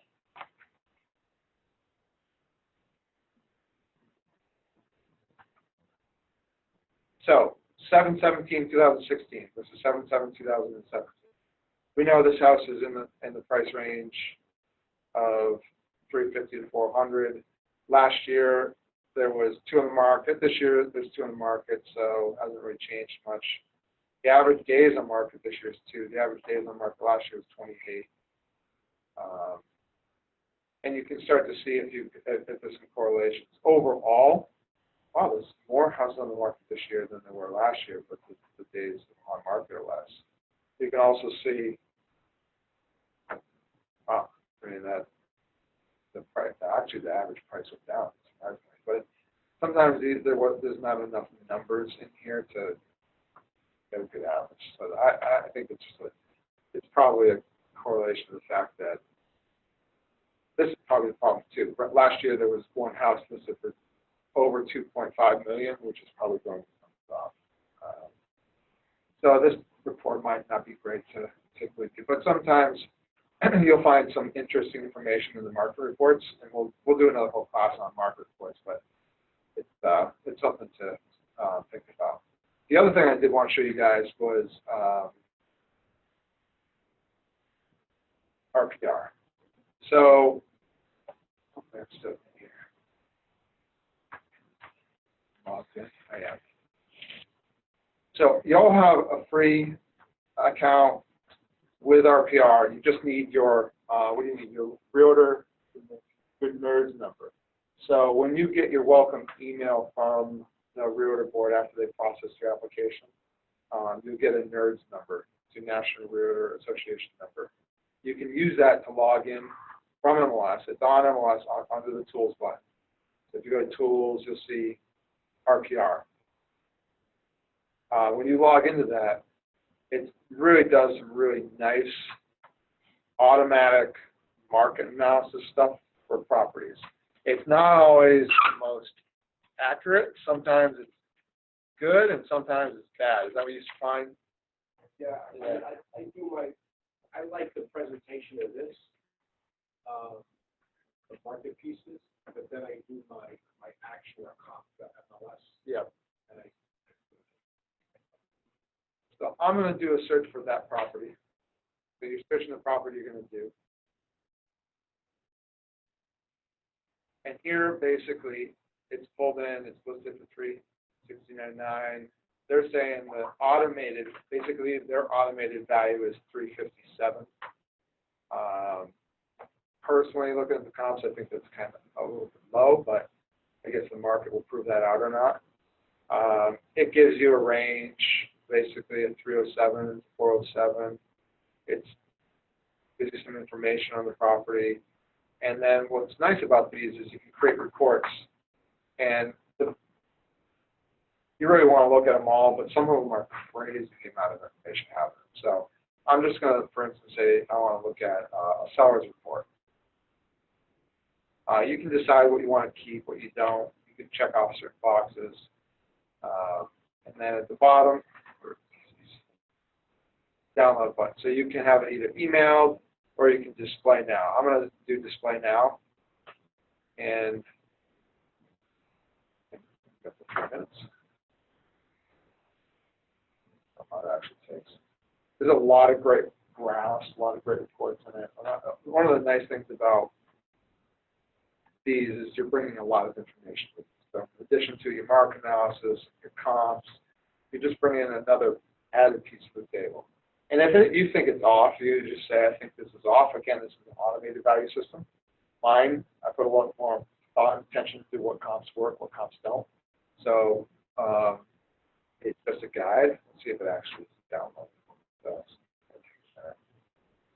But it does really nice looking reports. And again, you have to add your details and your picture and stuff in there. I think it'll probably pop up when it's ready. Let's go back to it'll be okay. The other thing I wanted to show you guys quickly was Mass Land Records. Have you guys been on Mass Land Records before? Okay. Well, Mass Land Records, and this is a shock to some people, even agents when they have never used it before, but basically everybody publicly has access to see pretty much everything they want about anybody's property. The only thing you won't see is the promissory note that has your interest rate in it. Some years back, basically they made that information private because all lenders would do would go on and look at all the promissory notes and say, wow, they got a 6-point interest rate. I'm going to call and get them a 3% now. And somehow or other, basically the lenders now don't record those because they don't want anybody else to see what they're getting for rates. So we're going to look at Worcester County, and we're going to check out 12 Lance Lot because let's see what they have for mortgage. Let's see what they have for public records. So we're going to do a property search. Go under the search criteria and do a simple property search. You can search by name too, but let's just search for the property first. So we're going to do 12 Lance Lot, and we're going to do Paxton, and we're going to hit search. You're going to see a bunch of recordings here, starting from the most recent to the oldest. And you're going to see labels for them. So, bought the property in 2013. You can see what they paid for it, $222.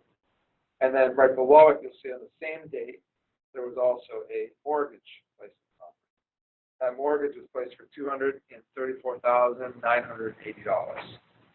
So that's the most recent mortgage on the property. If he had refinanced, it would show up here somewhere. Sometimes you'll see 4 or 5 mortgages on that. It doesn't mean that they're all still present, because sometimes you'll see discharges. So a discharge is basically usually discharging a mortgage or a lien on the property. If you click on any of those discharges, one thing you'll notice about them over here on the right is it'll tell you what that discharge is discharging. So in this case, that discharge is discharging a mortgage that was filed on book and page, and the page is 166. So if you look over here on the left, you'll see the book and page is recorded on, and here's the mortgage that it discharged. So that discharge right there, referencing page 166, is discharging this mortgage right here. If you've got a bunch of stuff showing up on there, the best way to figure out what's left is to print this page out and then start going through the discharges and crossing out the mortgages that are left. So once you start crossing them out, you'll usually see what's left of the property. The only exception would be occasionally when someone refinances, that refinance company never files the discharge of another mortgage. So it's not a perfect science sometimes, but most of the time you're going to get an idea of what that seller had for mortgage property. So certainly, since they didn't put any more mortgages on the property other than that one for $234,800, they certainly have some equity. Looking at, personally knowing this property, looking at the past MLS history and looking at this, you can definitely see that they did a ton of work in the property. They put in all the kitchen, updated the baths, put a new furnace in, they did a bunch of work outside. So you'll start to get an idea of what people owe, which is important because sometimes you'll go into a seller listing presentation, and I wouldn't necessarily let them know you know this information, but knowledge is power. And you can go into a seller listing firm sometimes, and all of a sudden they're like, yeah, well, with our mortgage and stuff, we got to get this done. And you in your back of your mind know, I don't think you're fine, because you don't know that much, or you'll have sellers that don't want to disclose to you that they owe more than the house is worth, and then you might get to a position where you're like, oh, I was looking up power records and it looked like you had taken a mortgage last year at $300, and you're talking about listing $250. Take some of that off. Just curious if you know that. If we ever get to the point we have to offer, and all of a sudden they're like, well, yeah, maybe we should be talking about a short sale. Or you might go in right away knowing it's going to have to be a short sale. It's a different conversation at that point. There's no argument with you on price.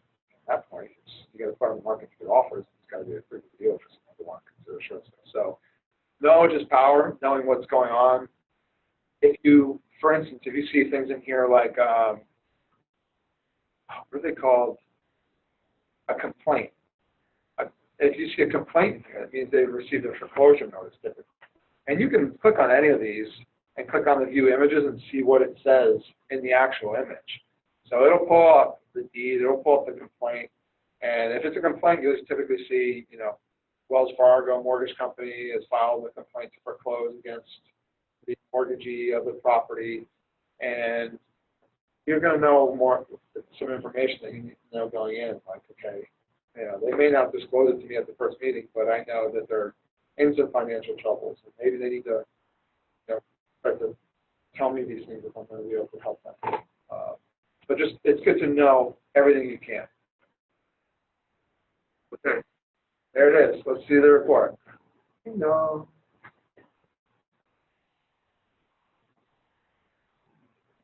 It's 71 pages. Let's put it that way. So you want to talk about bringing a lot of information to a seller? This has got a ton of information. And it takes some time to look at it yourself to see, gosh, what is all this information? But literally, at the click of putting in the address and clicking on seller report, you have a 71-page report with so much damn information on it that their head will spin, and you'll look like you are a hero to them. So I love printing out these reports and bringing them. Half the time, I don't think sellers even look at it, and other than the first 10 pages, I don't spend a lot of time looking at it either. But you go in there with a ton of information. And it's another guide, it's another reference point. You don't have to agree with it. They don't have to agree with it, but it's another piece of information. Anything else you do with those reports? No. And I guess the front page, the one that has the value is, Yeah. if it's on the money, I'll keep it. If not, I just don't even. Oh, you throw that page out? Second. Oh, yeah. Yeah. I just don't even. Yeah. And that's it. Yeah. If they ask you where page 2 went, you just say, oh, no, it didn't print. Actually, I don't even think they have pages on it, so you're good to go. Yeah, they don't even have pages on it. I mean, this one, if I was going there, I probably would take this one with me. So, just because it's on the low side, or bring it with you. You can agree. You can at that point agree with it and say, this is why I think it's worth $357. But if it's high, then that's when you probably want to throw it out. Because if they look at it and say, and that says $390, and you're trying to give them the $369, I'm throwing that page out. That page is gone. And sometimes it will be on the high side. I think it's definitely better than Zillow, let's put it that way. I was about to say that's pretty much possessed of it, that's, Yeah. but the ratios, this was a percent, Okay, right. Anything else you bring with you to a listing presentation? So, depends. It depends on the people, depends on the property. Really, I'm there to kind of sell myself, but I can do my service. So, they got the information. I want to know everything. So, I've been to presentations where the judgments on the house, they've been sued, they owe, but they don't want to disclose it. And I throw it right out there. I'm like, well, here's public record. I show it. Here's public records. And I'll print out Mass Land records and say, so it looks like you have a judgment here. Was this resolved? That's still something that we think about. Right. As far as the proceeds, that's going to be important when we talk about that. They're like, oh, so I'm very prepared. And the way I deliver is, this is exactly what I can do. This is what my job is. This is what I can do. And I love the opportunity to do so. And yeah, also, before I get the information, when I'm talking to them and they're like, oh yeah, we're thinking about it, I gather my info. I said, well, if you'd like to see some of the properties, like how I work, Google a couple of these addresses. Because when you say Google and you give them addresses and it's your properties that you take professional photos of, they're like, oh, like they're online. And I'm like, oh yeah, like, forum those properties on market, not just MLS. So then just Google it and then they see it. And I'm talking about that. So that's their homework before I get there, or even the Exit Sells Faster. Go to exitsellsfaster.com. And that's a little bit of a preview of the type of marketing that I'm going to do for you if you decide to choose. And you can look at that as well. We'll have a lot of questions. But really, honestly, my presentation is very simple. It's RPR. Some of the pages from the CMA, not the full package, and it's more of me making a connection with them and them trusting me that I'm going to do what needs to happen. So typically, I walk out with those. Right. Thanks for bringing up the exitsellsfaster.com. I think it's something you should be sharing with every seller before you go meet with them. And ideally, if they haven't seen it, you can even show it on your smartphone if you don't have a computer with you. But have you guys all been to exitsellsfaster.com? So it's a one-page website. It's a page of our website that basically is going to tell them how Exit Realty sells homes faster than the competition. So I'm just going to read it, and then I'll show it to you guys so you guys understand how it works. This is basically what Exit eListings does for you when you list a home. For $15.95 a month, it's unlimited listings. Basically go into it and you add in your pictures and your information, and it creates a virtual tour, a website for the property, and everything. I would say this, if you want to nail a listing, you send this to them a preview. When you get the listing, you ask them if they watched it. If they didn't, you bring it up on your phone and you let them watch it. If you get the listing, that probably helped you get the listing. Sign up for it as soon as you get it. You don't need to sign up for it beforehand. You can share Exit Sells Faster with them, exitsellsfaster.com with them anytime, 100 times, and then when you get your first listing, sign up for it because it's well worth the money. And you never, even from the fact of, you look at it at a 1-year cost. From your first listing, it's if you pay for it all front, it's $44.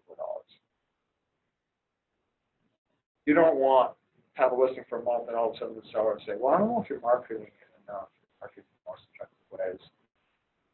You don't want to take that chance. Spend the money to guarantee that they're not going to look and say, well, you're not doing much for my property.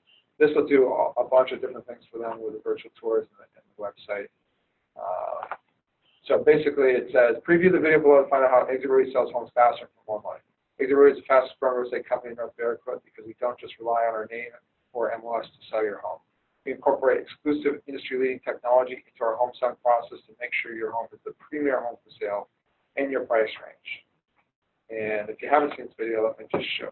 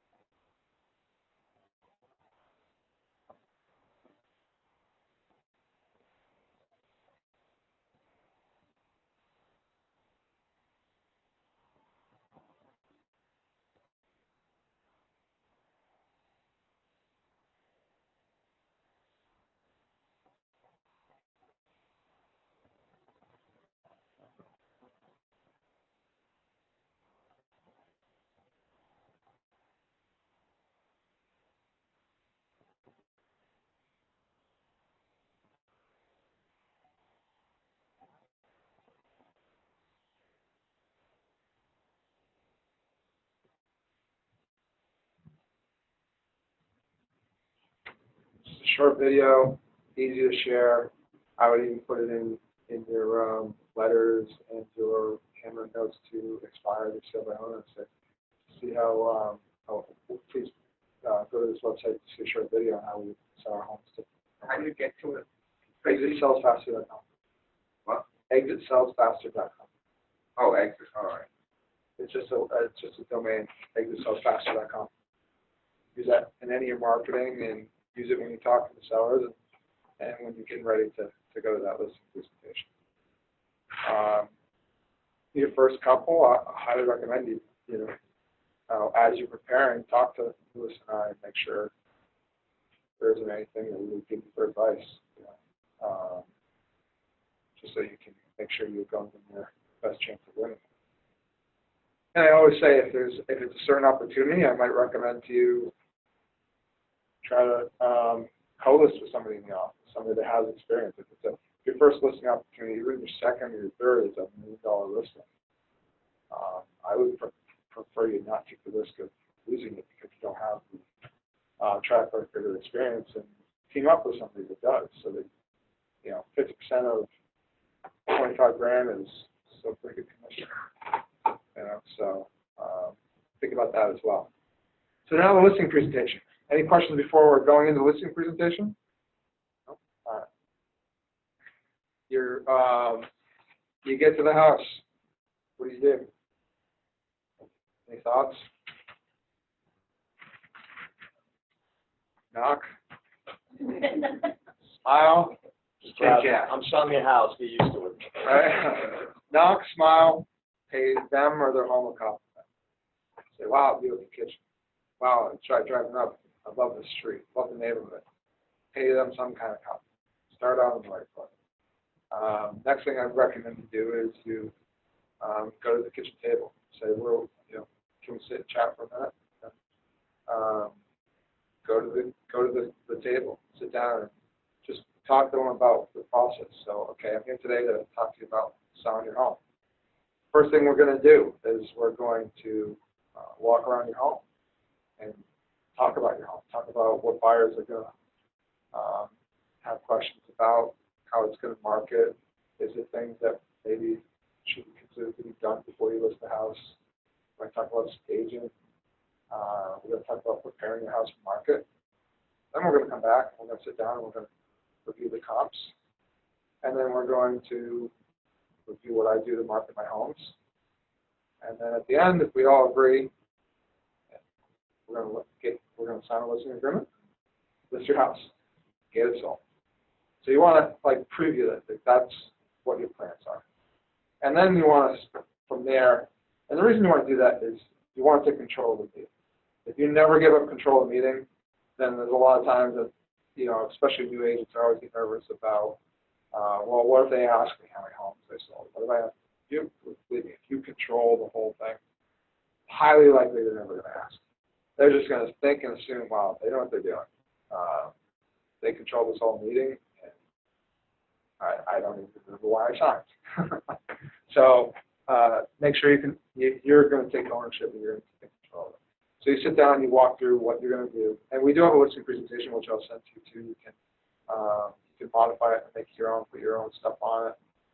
It's in Word, PowerPoint version, so I'll send that on to all you guys. Modify it for your own. And that's got the table of contents in it. That'll basically open it up. And I would say you want to put it in a 3-ring binder, or maybe you want to go to Staples and have a couple printed out. It all depends on your taste, what you want to do. So you basically have it. I like 3-ring binders because it lays out better, as opposed to those bound books that you're trying to hold the thing open while it's trying to close on you. That is just a little uncomfortable. Or you could get one of those binders that you fold over and the leaf goes under, and it's kind of like a stand-up thing.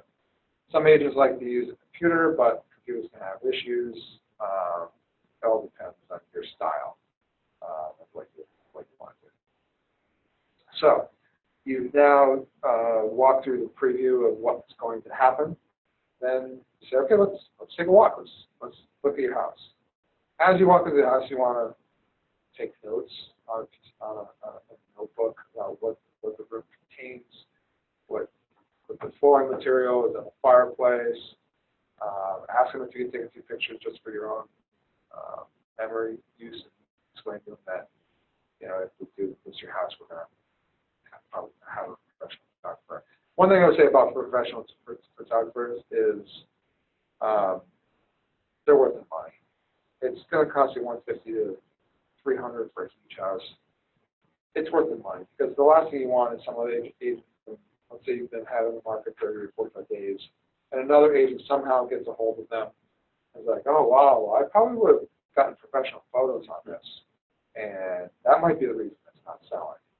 You're out, they're in. That's it. That's all it tells you. So for that reason, I highly recommend spending money. They can't use it as an excuse. Besides, they feel pretty special when all of a sudden the photographer shows up at their house. So keep that in mind. Walk through the rooms, talk to them like, wow, this is a great room. Is there anything you would see in this room that you're thinking about doing, or you think maybe you should do for this house?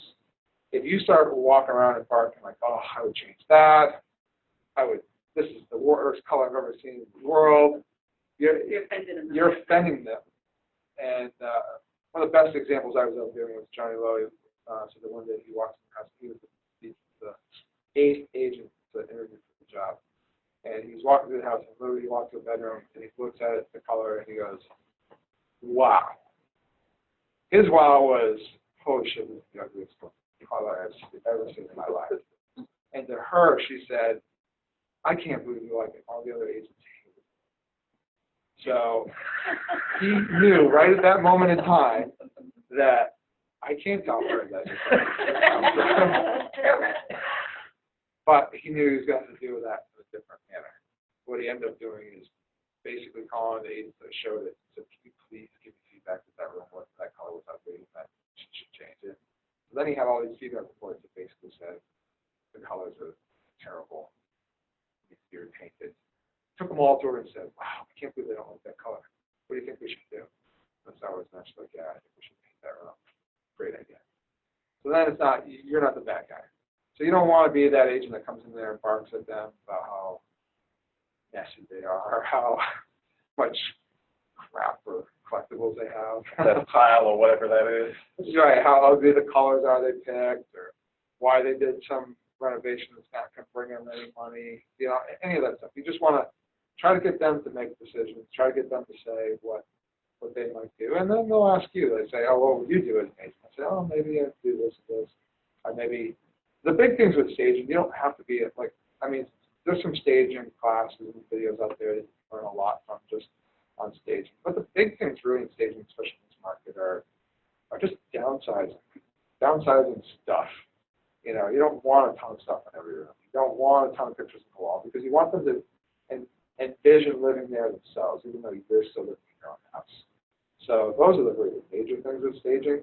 Sometimes you'll just see things like, I would think about moving the couch this way, that way, bigger, you know, stuff like that. It's not, in larger houses, there are a lot of detail that goes into it. But the average house that we're all looking at selling around here, there's not a lot of, you don't have to hire a staging professional, in my opinion. You can, as a professional, you can make recommendations, not just on, well, if I was a buyer, I'd probably look at this room and maybe get rid of one of these couches. You know, the family that packs 4 couches into a 10 by 12 family room. You know, those are the things that we can all see as real estate agents. So you want to walk through each room, talk about things like that, talk about any things like, oh, I just noticed there's a water stain on the ceiling. What is that from? Is that from the bathroom? Yeah, we had a tub overflow. Well, you might want to paint that before we listed it. You know, that would be something the buyer could be concerned about, that it's an active leak. That was the worst case scenario, not over the best case scenario, so maybe we want to paint that. And you want to just kind of give those kind of pieces of advice as to walking through. Obviously, pay more compliments when you can, not tear their house apart, and just get an idea of of helping them make decisions on what they should do to get their house ready for sale. So that when you come back to the table, hopefully you've got a good list of, well, that felt good. We walked through, we talked a lot about the house, what we need to do, so let's move on from there. The listing presentation then walks them through what we do as Exit Realty. if at that point you can say, oh, did you watch that video at thesellsfaster.com to see how we market our homes? No, we didn't. So then you can just pull it up on your phone. I just want to show you a short video on how we market our homes, how we make our homes stand out from the competition. And just mention to them that, like most listing offices, still today with all the technologies out there, and especially in this market, they just think it's going to sell no matter what. So all I need to do is throw a damn sign on the lawn and throw it on MLS, forget about the rest. And that's not necessary enough, because you never know where that buyer might come from. That buyer might come from that loss ready to buy right now. That buyer might not. Buyer might be just getting started in the market right today. They might be not in the market till next week. So you want to make sure you market your home every way you can to make sure that you don't miss on any potential buyers, for one. And so you make sure that everybody looks at your house like, wow, that's going to be gone, because look at the way they're marketing that property. So by using this product that it really has to offer, it's really, it's going to help you get listings, and it's going to help show the seller, like, we don't just rely on us yard signs. We do all these other things to help you sell your house. And believe me, if you're going for a $250,000 house, I can guarantee you most agents aren't offering them a virtual tour and aren't offering them a website on their property for a $250,000 listing. So it's well worth it. It helps you get the listing. Other marketing, you might mention that you're going to do Facebook advertising. You might mention that we have a large number of agents, 120 agents, that we're all going to know about the property, and we're all working hard to help each other sell our listings. So even our office might have to really buy the property. There's some other things in listing presentation, just kind of why pricing your home is important. And when I send it to you, you should look through it and get familiar with what's in there. It's not a lot of rocket science stuff. It's kind of mostly just kind of duh kind of stuff like, pricing houses. It's important to price right because you want to maximize your interest. You want to maximize the return. You don't want to see market things. Once you basically walk through that stuff, really the e-listings thing is probably the most powerful piece of it, on how that actually helps them with the marketing of their home. Before you get into your market analysis, you want to ask them, and some agents are afraid to do this, but I think it's important, is to say, okay, well, based on the way I would market my home, market the homes, and based on the information that we talked about, what's needed, as long as we can agree on price today, you think you'd be ready to list. Because ideally you want them to agree to list with you as long as you agree on price before you go to the price piece. Because otherwise you're still giving them all the marketing as a potential excuse later on when they don't agree on your price. Because they might come back to you later and say, okay, well, we really want to see how other people, we told ourselves we're going to see how other people market their homes too, and we're going to interview other agents. If they say that and they already agree, then you say, well, I thought we were in agreement that we're going to market it the way it's marketed inside your home. So you're taking out a potential objection piece later if you do it then. Some agents don't do that. Some agents do. I try to do it. Depends on I'll feel it out. So it's very amicable. I'll just say that. So based on everything I've showed you on how we market our homes, I'm sure you can see how that would work for you. Before we get into price, as long as we can agree on price, we could be willing to list with that. And most of the time they'll say yes, or they'll say, well, you might find out what some other objections are at that point, but I think it's a good starting point for starting to try to close the deal. So now you get into your market analysis. Walk through your whole market analysis. Try to hopefully agree on a price. Don't overthink it. If you walk through the market analysis and they say, yeah, no, I think our house is worth $360, somewhere in the $360s, $365, maybe $370. I want to list it at $374.9. Well, I was thinking more $369.9. I think it's going to create faster interest better. And you guys agree, okay, yeah, no, that works. Don't dwell on it. Move. All right, great, let's get this listing sheet out. And move right into the agreement. Don't waste any time. Just get right into it. Pull the listing agreement out. Start filling out. All right, we're going to list it at $369.9. We're going to list it for 6 months. And And then the listing agreement sheet itself has in it 6% already typed in there. The faster you move through that, in our standard office fee is 6%. Let them say, well, wait. You don't pause. If you pause, they're going to be like, oh, yeah, they're just trying to. So it works sometimes. Sometimes it's just in there. And if they say, well, wait a minute, 6%, that seems kind of high. Well, we're marketing your property at a lot higher, more effective rate than a lot of other agents. You know, you can say you're at this price range. Probably most agents aren't going to be a professional photographer. They're not going to boost it on Facebook and advertise it on Facebook. They're not going to do the virtual tours. They're not going to do websites. If you know, that's our fee for all those services. If you don't want all those services, what do you want me to start taking out?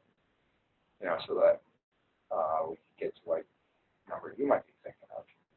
Sometimes that alone will just sell and say, oh, I want it all. Let's sign it for 6%. Sometimes that'll make them say, well, I was really thinking 5. If you're a 5 and they're a 6, please don't say, okay, 5. Please just at that point say, well, I still have a lot of marketing costs involved in there. I want to make sure I don't skimp on any of that for you. How about 5 3/4? All right. All agents start to give away 0.5%. For some reason or other, it's always been in their head 0.5%. 6, 5.5, 5. Some go from 6 right to 5. But it's a lot of money in between that. You know, 0.5% on a $200,000 house is $1,000. $1,000 is a lot of money. All your marketing costs, more than your marketing costs. Start 6, 5, 7, 5, 5.5. A lot of people just want to feel like they won a little bit. And it doesn't mean they have to win on a full percent. Their win might be a quarter of a percent. It might be 0.5%. A lot of times I think you'll end up at 5.5, and worst case scenario is a 5, and not 4.5 or 4. But that's just something else. Sometimes it comes with confidence. Sometimes it comes with experience. What are you trying to get? 5.5, 5. I think 5 if you have to. Honestly, depends. I mean, it's like the multifamily is like 6%. It's just so much more. Right. And that's the other thing is what kind of work is it going to entail? You know, if it's a 3-family, it's got 3 tenants in it, and they're just going to be a disaster to try to coordinate with 6 all day long. And I'll look to see too, like even part of like the master plan records. I look at it. I want to see what's old, and it's in a position where like they just bought the property not too long ago. They owe so much. And I do the math in my head already, like what it is at 5 or 6%, and they just breaking even here and the negotiation room. Then I'll take that into consideration too. But typically, it's honestly it's either 5 or 6. I haven't had anything in between. I haven't offered or asked anything in between. But just for me, I feel 5%, especially in this, and I should say, I mean, this because things are just flying. So it's 30 days on the market, it's gone, but we can still squeeze more out of it. Is that like a comparable rate with other filters too? Is that? I would say the average is between 5 and 6 right now. We're not going to get any big difference with going with another real estate. Because you get into your breakdown of how commission is broken down, right? So, and that's where you get into scenarios of, you have 3 similar properties, and you were an agent, and this property was offering a 3% cold bill, this one 2.5%, this one 2%. Which one would you show first? The 3, right? So in order for me to do that, I have to take the listing at 6%. If you do it at 5, you're in the middle. So there's a chance that that agent is going to push this other property before yours. So we want these other agents. This is how we make those other agents become cheerleaders for us. Even though they represent the buyer, they're actually working. They want to keep this deal together, and you're probably going to net more money because they're going to encourage their buyer to offer more, just to hang in there, to work with it, even after home inspection. And that's part of what I go through with my roles. After home inspection, when they come in and they're trying to nickel and dime, I shut that down. Like I know what things cost. I know what that type of stuff. So you need someone to negotiate on your behalf. That's what I'm doing. And if I'm offering a strong pro, that helps us do that. You follow me? versus 2%. I had a conversation with a broker today. It was in Leominster, and it's a 2% co-broke, and I really don't want to go off it. But anyways, so I sent the buyer, I told the buyer, send your family over to an open house. They went to the open house, and they said we want to move forward to fund. So we presented this offer, and the broker called me, and I emailed it to him this morning because it was a few days through. And he said, you know what, he goes, I have 7 offers, and not one broker has called me. This business, it's supposed to be communication, people working together, and so forth. And I said, well, it could be the fact that you're offering only a 2% co-broke, so it's turning people off, and they really didn't want to deal with it, to be honest with you. That's what I told him. I said, talking about cooperation, you're probably taking a 5%, maybe a 6% listing, and you're only offering 2%. So really, I'm not trying to do any extra. I'm just, here it is. Let me know. And he didn't know what to say. So this is what we got. And that was that. But you can give it back to him sometimes. So, and there's ways you can work out that. That's a good point. I hadn't really thought about it from that perspective, but if the typical is 2 or 2.5, and you're offering 3, if they're looking at, they have the home inspection and their buyers flipping out about the home inspection, if they're going to make the same amount of money if they just move on, go to another property, they're probably not going to think as much about it. If they're thinking to themselves, oh, I got to go back on with buyer, try to find another property, if I end up with 2, and here I'm getting 3, I don't care. I mean, you're massaging them, to get it to go. Honestly, so and that's the vision I give to myself as far as this is how I get other agents to work on our behalf. This is how they become cheerleaders for us, and that's it. And they're like, well, I said, watch, look at the market. I said, well, you're looking at between, and we go into the difference, 5,000, 6,000, 5%, 6%. It's only $1,000 difference. You're probably going to get over that as far as on the assets. You're going to make up that difference. Or we'll say, well, let's increase that sale price then by $1,000 to see what happens. Okay. Or 2,000 or whatever it is. Let's try it. Let's see what happens. Okay. And again, the list. They sign. It's okay. Whether we, Right. So it's definitely, I really like the split scenario. All right, which one would you pick? When they pick 3, just move quickly. Like, okay, 3 split, great, 6. Just keep it on sign it. But you're just, a lot of sellers don't understand it. It doesn't have to be split. They don't understand the economics of it, so just move on. All right, great. It's 3%. We split it. It's 6% total. Sounds good. So don't give them any time to swallow it and think about it. Just move on quickly. The good thing too, in our listing contract, like the very next page shows what the co-broke splits are. So at that point, we say, here, we're putting 3% right up front. I'm telling you right now, this is how we're going to encourage people, other agents, to bring buyers to the house. It's in the contract, so I'm not sure changing. I said there will be other agents that will come and say, oh, we need to do 6%, but they're only going to offer 2% on the co-broke, so now they're going to keep 4. So, does that help you? It really doesn't, right? It just deters people from coming, other agents. So they're trying to sell the house themselves. But chances are, I'm not going to sell the house. My job is to help you sell it, but I'm not working with buyers. Other agents have that buyer. I need them to come in and push your house. So, the other option you can use is I like the way Matteo does it. I think I have $4 on there. If you don't have the money on you, you could just do it. Let's say we had $4 bills in front of us. That represents my commission. That's at 3%. You keep the 3% side. Here's $1 that goes to the broker because I have to pay my broker cut. Here's the other $1. It goes to expenses because at the end of the day, I might sell your house, but I might not sell another one. Or even if you don't sell your house, you don't pay me because you didn't sell it. So sometimes just a lot of effort goes in that gets wasted. So there's another $1 gone. And here's Uncle Sam. He gets $1. This is what I end up with. I probably end up with less than 25% of what I'm charging. So I'm $300,000 house, 3%, that's $9,000. I might end up with $2,500 for that. Maybe $3,000 if I'm lucky. I don't make a lot. Agents don't make a lot at each deal. It's hard for you to understand that because you don't see the whole picture of it, but that's the reality of what our business is. If it was an hourly business, it'd be a whole different story. And you'd be paying me for every hour I put in for you. But we're not. It's a commission-based industry, and it is what it is. I got to survive. I got to feed my children.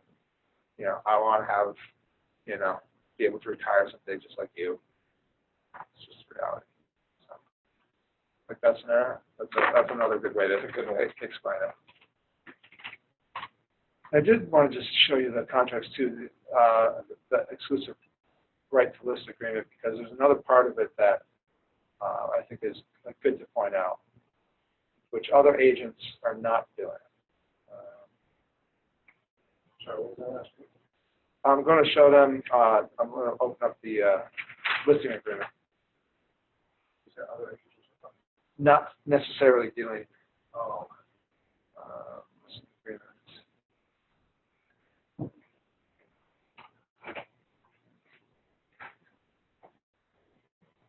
All right, so this listing agreement, we might as well just walk through it in brief details.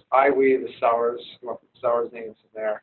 It should match what's on the public records because whoever's on there should also be signing the listing agreement. You never want to list a property with only one signature. You want to make sure that if the names don't match, why? Sometimes that's the reason for that is it's an inheritance. Great, I understand you feel like you've inherited the property, but there's some stuff that's going to have to be figured out. Like, is it gone through probate? Is it going to be contested? Is it? Do you have a license to sell from the probate court? If not, when is that going to happen? So I've heard even stories of people trying to sell houses they didn't know. I don't know how they got there and get away with it, but Worth a shot. don't just assume anything. So make sure the name, whoever's signing is what's on the public records. If it isn't a trust, you know, that the trustee is signing. You might be talking to the owners, but if it's under a trust, then you probably will need to get the signature of the trustee, and that may be an attorney, it may be another family member, who knows. So you want to make sure you get any of that straight away early on. The property, describe that, whatever the property is. You should read through this, and you should know this well enough and at least read it a couple times before you go to a listing presentation. Not because you want to, like, read the whole damn paragraph, but you want to be able to kind of look at it and say, this is what you're agreeing to let me do. To place a listing property, place a listing for the property in the multiple listing service, put a sign on the property, photograph the property, and place it in such media as the broker may have left. Place a lockbox on the property. The seller is going to disclose to prospective buyers all information about the property provided to the broker. It just basically walks through some details that they should know. You want to know because sometimes they're going to say, well, wait a minute, I don't want to sign them. I don't know why.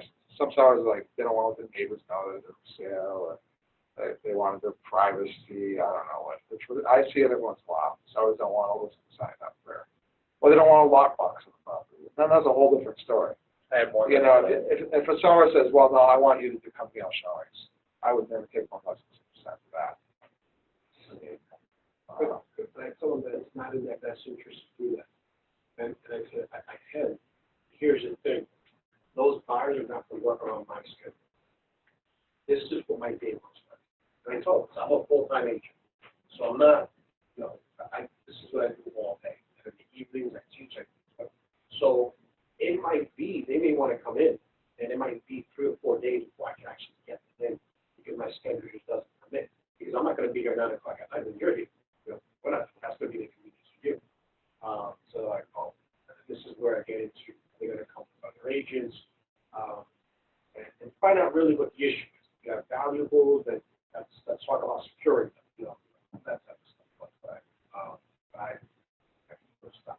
You also want, some people it's just their old-fashioned thinking, like that's the way agents used to do it, that's what they should be doing now. The reality, and also is, in my opinion, is, you know, if you're nagging and you're that listing agent that's standing over the corner watching them, They're not going to talk freely with their agent about the property. They're not going to, talk, strategy, talk what they might want to make for an offer. They're just going to be very cold and quiet. That's not a good situation for the buyer agent to be able to try to get them wanting to make an offer. You want to do all that stuff when you're in a house, not when they're back home and sitting on their own couch. You want to be able to do that as a real estate agent with them, and I just don't think that a listing agent company that is the best situation for that. The only time I would say is when you get into really higher investments, and you have to point out things like they spent $25,000 on the sink, stuff like that. That might be a different scenario, and even if that's the case, and it ever was the case for you, I would say, you still want to give them space. So I'd be like, okay, I want to point a couple things out to you, and then when I'm going to go outside and get you guys some investors. So you don't want to be up their hip pocket the whole time. It's not. I don't think it's a scenario for a buyer and a buyer agent walking with us. So, all right. So you read that first section. You hit the highlights. The listing price. You've already agreed on that. You put the listing price in there. The contract. You can put the dates in there, or you can leave it in here 6 months from the date of signing. That's what you want to do. You'll see that 6% is already listed in here. The fact that it's already listed in there means you're going to have to cross it out if you're going to agree on something else. So it's psychologically, it's a good thing having it in there because they might just say, okay, I get it. That's just, for everything you're doing, that's your standard office fee. Fine. Moving on. You want to explain to them that this box basically, and if you read this portion, it basically says 128 days beyond the expiration of this contract, regardless of the date the title passes, except that the seller has entered into an exclusive agreement with another broker, in which the case the broker shall be entitled to receive only the difference between the fee set forth and the net fee paid by the poser. Basically, if you read it through, it's basically saying that if a buyer comes, that you showed the property while you have it listed, comes back and tries to buy that property directly from the seller within 120 days, they still owe you a commission. That avoids the buyer looking at the property with you and then going knock on the door on the weekends and saying, hey, so when's your contract expire? Because we can do a better deal with the agent's con. That protects against that. It doesn't apply if they list it with another broker. So if they list it with Coldwell Banker, then that's null and void. But it just protects you from that for sale by owner situation. Down here you'll see the offer and compensation. If you decided on 3, you cross it out, you put 3 in there.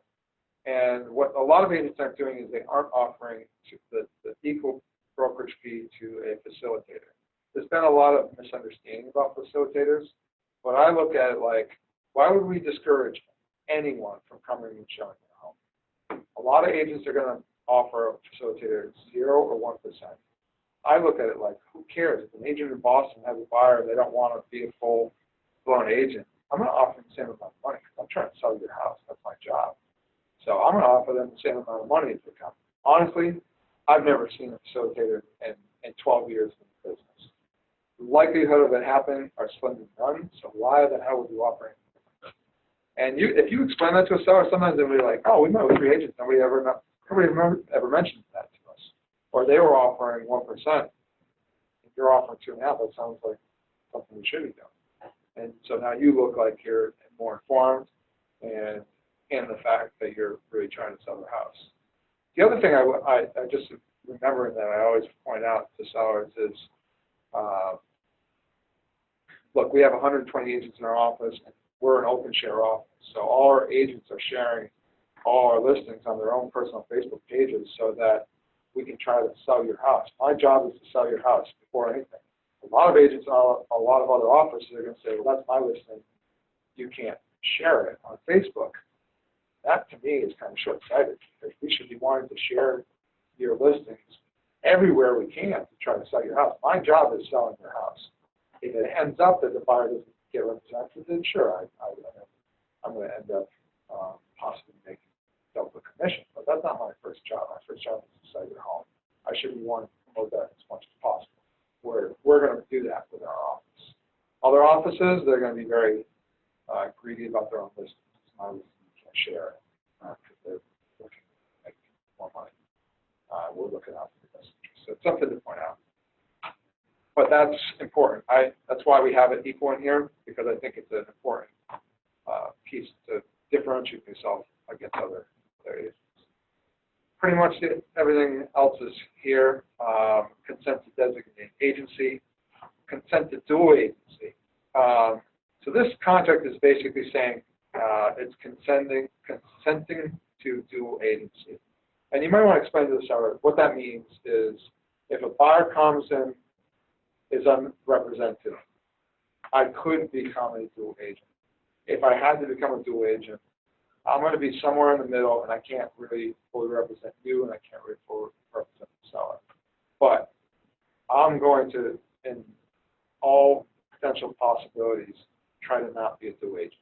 A lot of agents won't explain this. So basically, if a buyer comes on your listing and wants to see the house, and then decides they like it and want to make an offer, I'm going to tell them I am the designated seller's agent on this property. I can certainly help you write up the offer and fill out the details on it, but I cannot make any suggestions to you on what you should offer. I can't negotiate on your behalf because I represent the seller. So in that case, you won't be a dual agent. You'll be still the designated seller's agent. And you basically have the buyer sign the consumer relationship form saying, you're the seller's agent. And they sign as the buyer, but you're still telling them you're the seller's agent. That is a much better position to be in than being in a dual agency. Because as soon as you step into a dual agency where you say, okay, I'm representing both parties, technically you're not really representing anybody.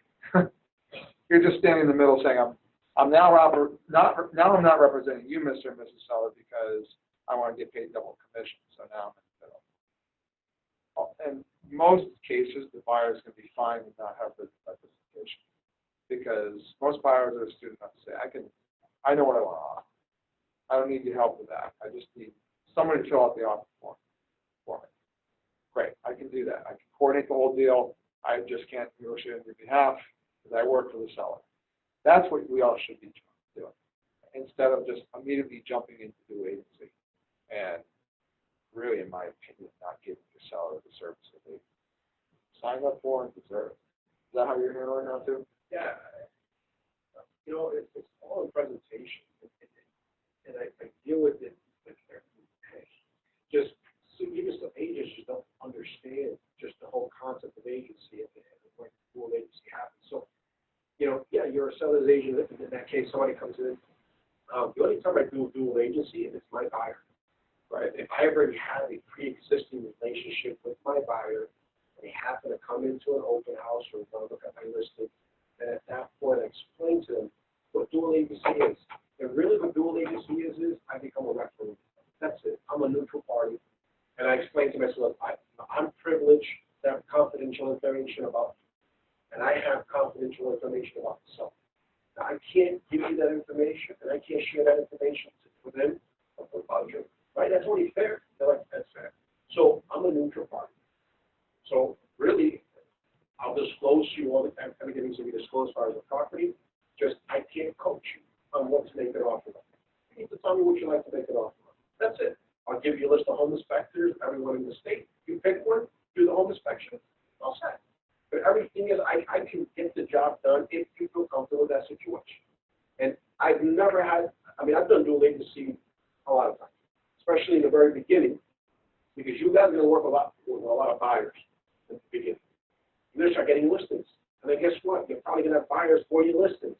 And it's going to happen. You already have a relationship. And usually most people are like, you know what? I have confidence in you. I'm comfortable with you.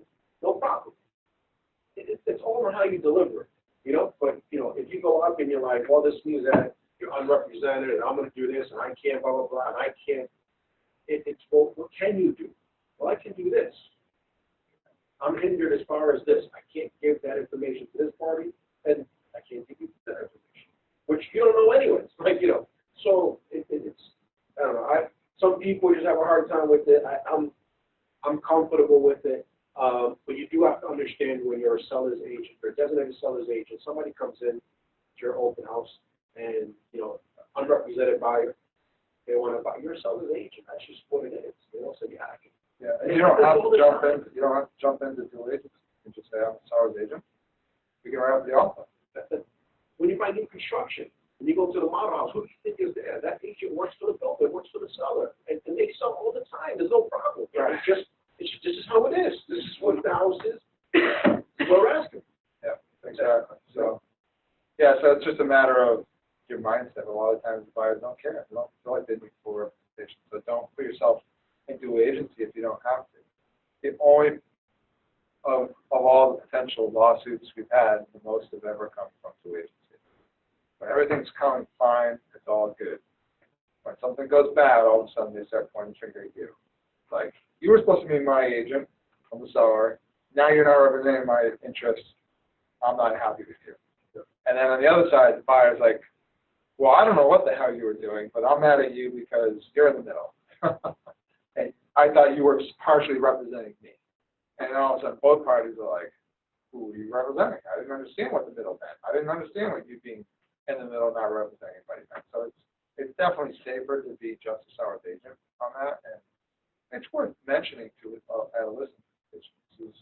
This is to agency, and this is when it can occur, and this is how I try to avoid it to help continue to represent your interests. And as Lewis said, the only case where it would be 100% you have to be a dual agency in a dual agency position is if you already had a buyer that you signed on, and it doesn't even mean that you had to sign a buyer representation agreement. You could have just signed an agency disclosure that says I'm a buyer's representative.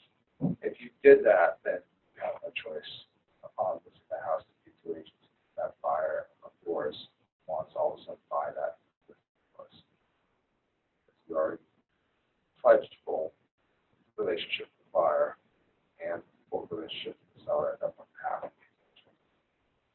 And if they're not comfortable with it, then you can refer it out. You know, if the buyer, for some reason, like, I really want somebody in my corner, I'm not happy with that, then you can reach out to somebody and say, well, it's okay, can I get another agent for you from my office? That way you'll have full representation, I'll represent the seller. I can't, it's my listing, I have to stay with the seller because that's just what it is. And they're like, okay, yes, that'll be fine, and then we can just refer it out. What you don't want to do is call and delay the process and talk to 5 different agents because someone doesn't want to split the deal with you. You know, they want a bigger referral, you know, or whatever it is. Get the job done. That's your duty, you know. But the buyer does have the right to go elsewhere in that situation. They don't feel comfortable.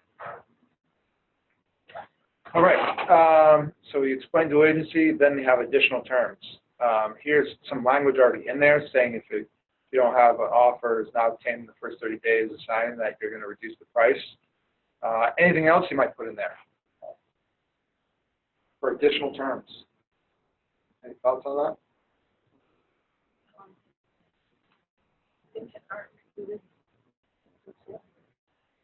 Yeah, it's worth maybe listening to stuff like that, but stuff that they want to include. I would definitely put in there seller agrees to whatever repairs you agree to, especially if you think it's going to affect the sale. You don't want to agree on a list price and they say, okay, we're going to paint the whole house. You agree on a list price and a date to list, and then all of a sudden they're like, and you're knowing that it's going to look like crap until they paint it. Put it in there. That's a part of your agreement. They're agreeing to do stuff. You're agreeing to do stuff. You know, so you can put that kind of stuff in there.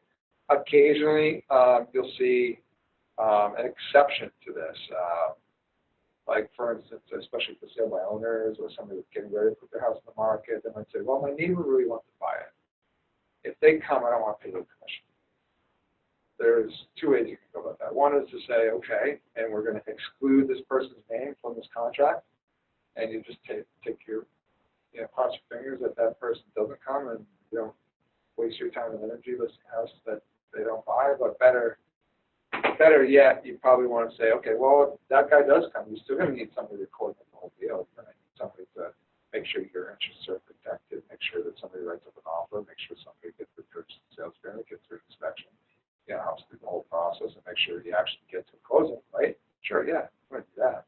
So then great. Then if that happens, that guy comes and buys it, then we put in there, if Joe Schmo buys home, then exit rate shall be paid, maybe 3%, maybe 2.5%, maybe something. You should get something. Just occasionally you see that you're just going to be stubborn. We just might have to take that risk. Like, okay, they didn't buy it now, they're probably not going to buy it, but I'll take that risk. You know what I mean? So, if you have any questions on that, as those situations come up, that's what the private Facebook group is for, and that's what we're here for too. Any other additional terms you've put in there recently? If there's a first right of refusal, it'll be in there. If there's exclusion, I had that. I have a two-family in Millbury. The owner wanted to give one of his tenants the right to buy the house. And I locked it, and I said, well, I'll tell you what, if you haven't executed purchase and sales in 30 days, then I'll do it for free. I said, yes. I said, okay. So I knew the guy just couldn't get financing. So after looking at the unit and just talking to get more information, it was like, right, so we put it right in, and that was it. There was just no way. It just never got close to that. So I've done that. If there's any contingencies where, let's say they're going to sell, like, or sales subject to sell or finding suitable housing, I'll put that in there. Or if they're going to buy through me, I'll add it, I'll put it there. Seller agrees to buy, next property with Louis Garcia, blah, blah, blah. So I'm kind of just all. That's a good point to bring up. If they're negotiating commission with you and you know they're buying a house, yeah, maybe I'm probably no more negotiable if you sign a buyer representation agreement with me as well to buy with you. I'll do it for 5 then, and then I'll drop my commission from 6 to 5 as long as you're free to buy with me. So then have them sign a buyer representation agreement too, same day and time. Have them sign it for same length of time, and then you got them locked. Maybe 2.5 on sale and 2.5 or whatever is offered on the buy. Then it absolutely makes sense to reduce commission. So definitely worth considering putting that in there as well. The other thing I've occasionally seen is things like the commission scale. If you sell it above this price, I'll pay you 6. Sell it below this price, I'll pay you 4, or I'll pay you 5. That's a possibility. And they can say, well, if it goes below 3, then I want you to hurt too. And then, I've seen those in there before. And if anything else comes up, just let us know. Any other questions on that? We don't know a lot of stuff tonight. Any other questions on or thoughts on objections or negotiating? What would I do if somebody said, hey, I want to sell my house right now? Can you help? Let's go. That's it. Let's go. All right, sure. And even though you're thinking, I have no idea what the hell to do now, just make sure you set the appointment a few days out. I think double check all the paperwork. Mark went to the last listing, and he wrote the agreement and the dates upside down. So he had it from December of 2017 to June 2000. Because he was doing it upside down, but it's not only him. Like you get 2 agents talking together and they're doing something. And one of the other deals, they both overlooked it and double check your paperwork. And the biggest thing right now for new agents is just getting familiar, comfortable with just talking to the real estate agent, which is really just talking. And that's it. That's it. And that's the biggest objective I get is I just don't know. I don't know what to say. We'll say hi first. Introduce yourself. And then just what are your needs? What is it? How can I help you? What is it you're looking to do? And get a conversation. What's the market? You may not have all the numbers. Okay. The market is ridiculous right now. We all know that the market's great, right? We all know the market's great. I mean, it's nuts, you know, whether you're busy or not, you're always busy. That's the answer. How you doing? It is, it's great, I'll take it, I'm not complaining, I'm enjoying it. That's it, how you feel, you know, I just start talking. And you get to hear, oh, you know, we're thinking about doing this, or something. I said, well, I'll tell you what, if you're thinking about doing it, now is the best time. People, houses go for over asking, I'm selling houses in a weekend, you know, here's the scenario, here's what's going on. You guys may not have houses, but you know, I hosted an open house. Oh, you do open house? Oh, absolutely, I hosted an open house, I opened a show up, this is what we did. The house sold the next day. Wow, you do that? Yeah, absolutely. This is like, you know, door knocking. Now, people hate it. I've never done it. I don't. Not that I hate it. I don't find it appealing, right? Because I don't want to knock on somebody's door and feel like I'm selling something, right? Because I don't like it when people knock on my door. I get mad. I do. You know, just big noises just freak people out. But they stay there and they wait until it comes up. So if a new listing comes on the market, one of our listings, right? Talk to the agent that's listing. Look, are you doing anything? Are you doing anything to promote it within the neighborhood? Is it all right if I go and promote your listings? Okay. Get a bunch of handouts with your business cards, and then just go and knock on the neighbor's door.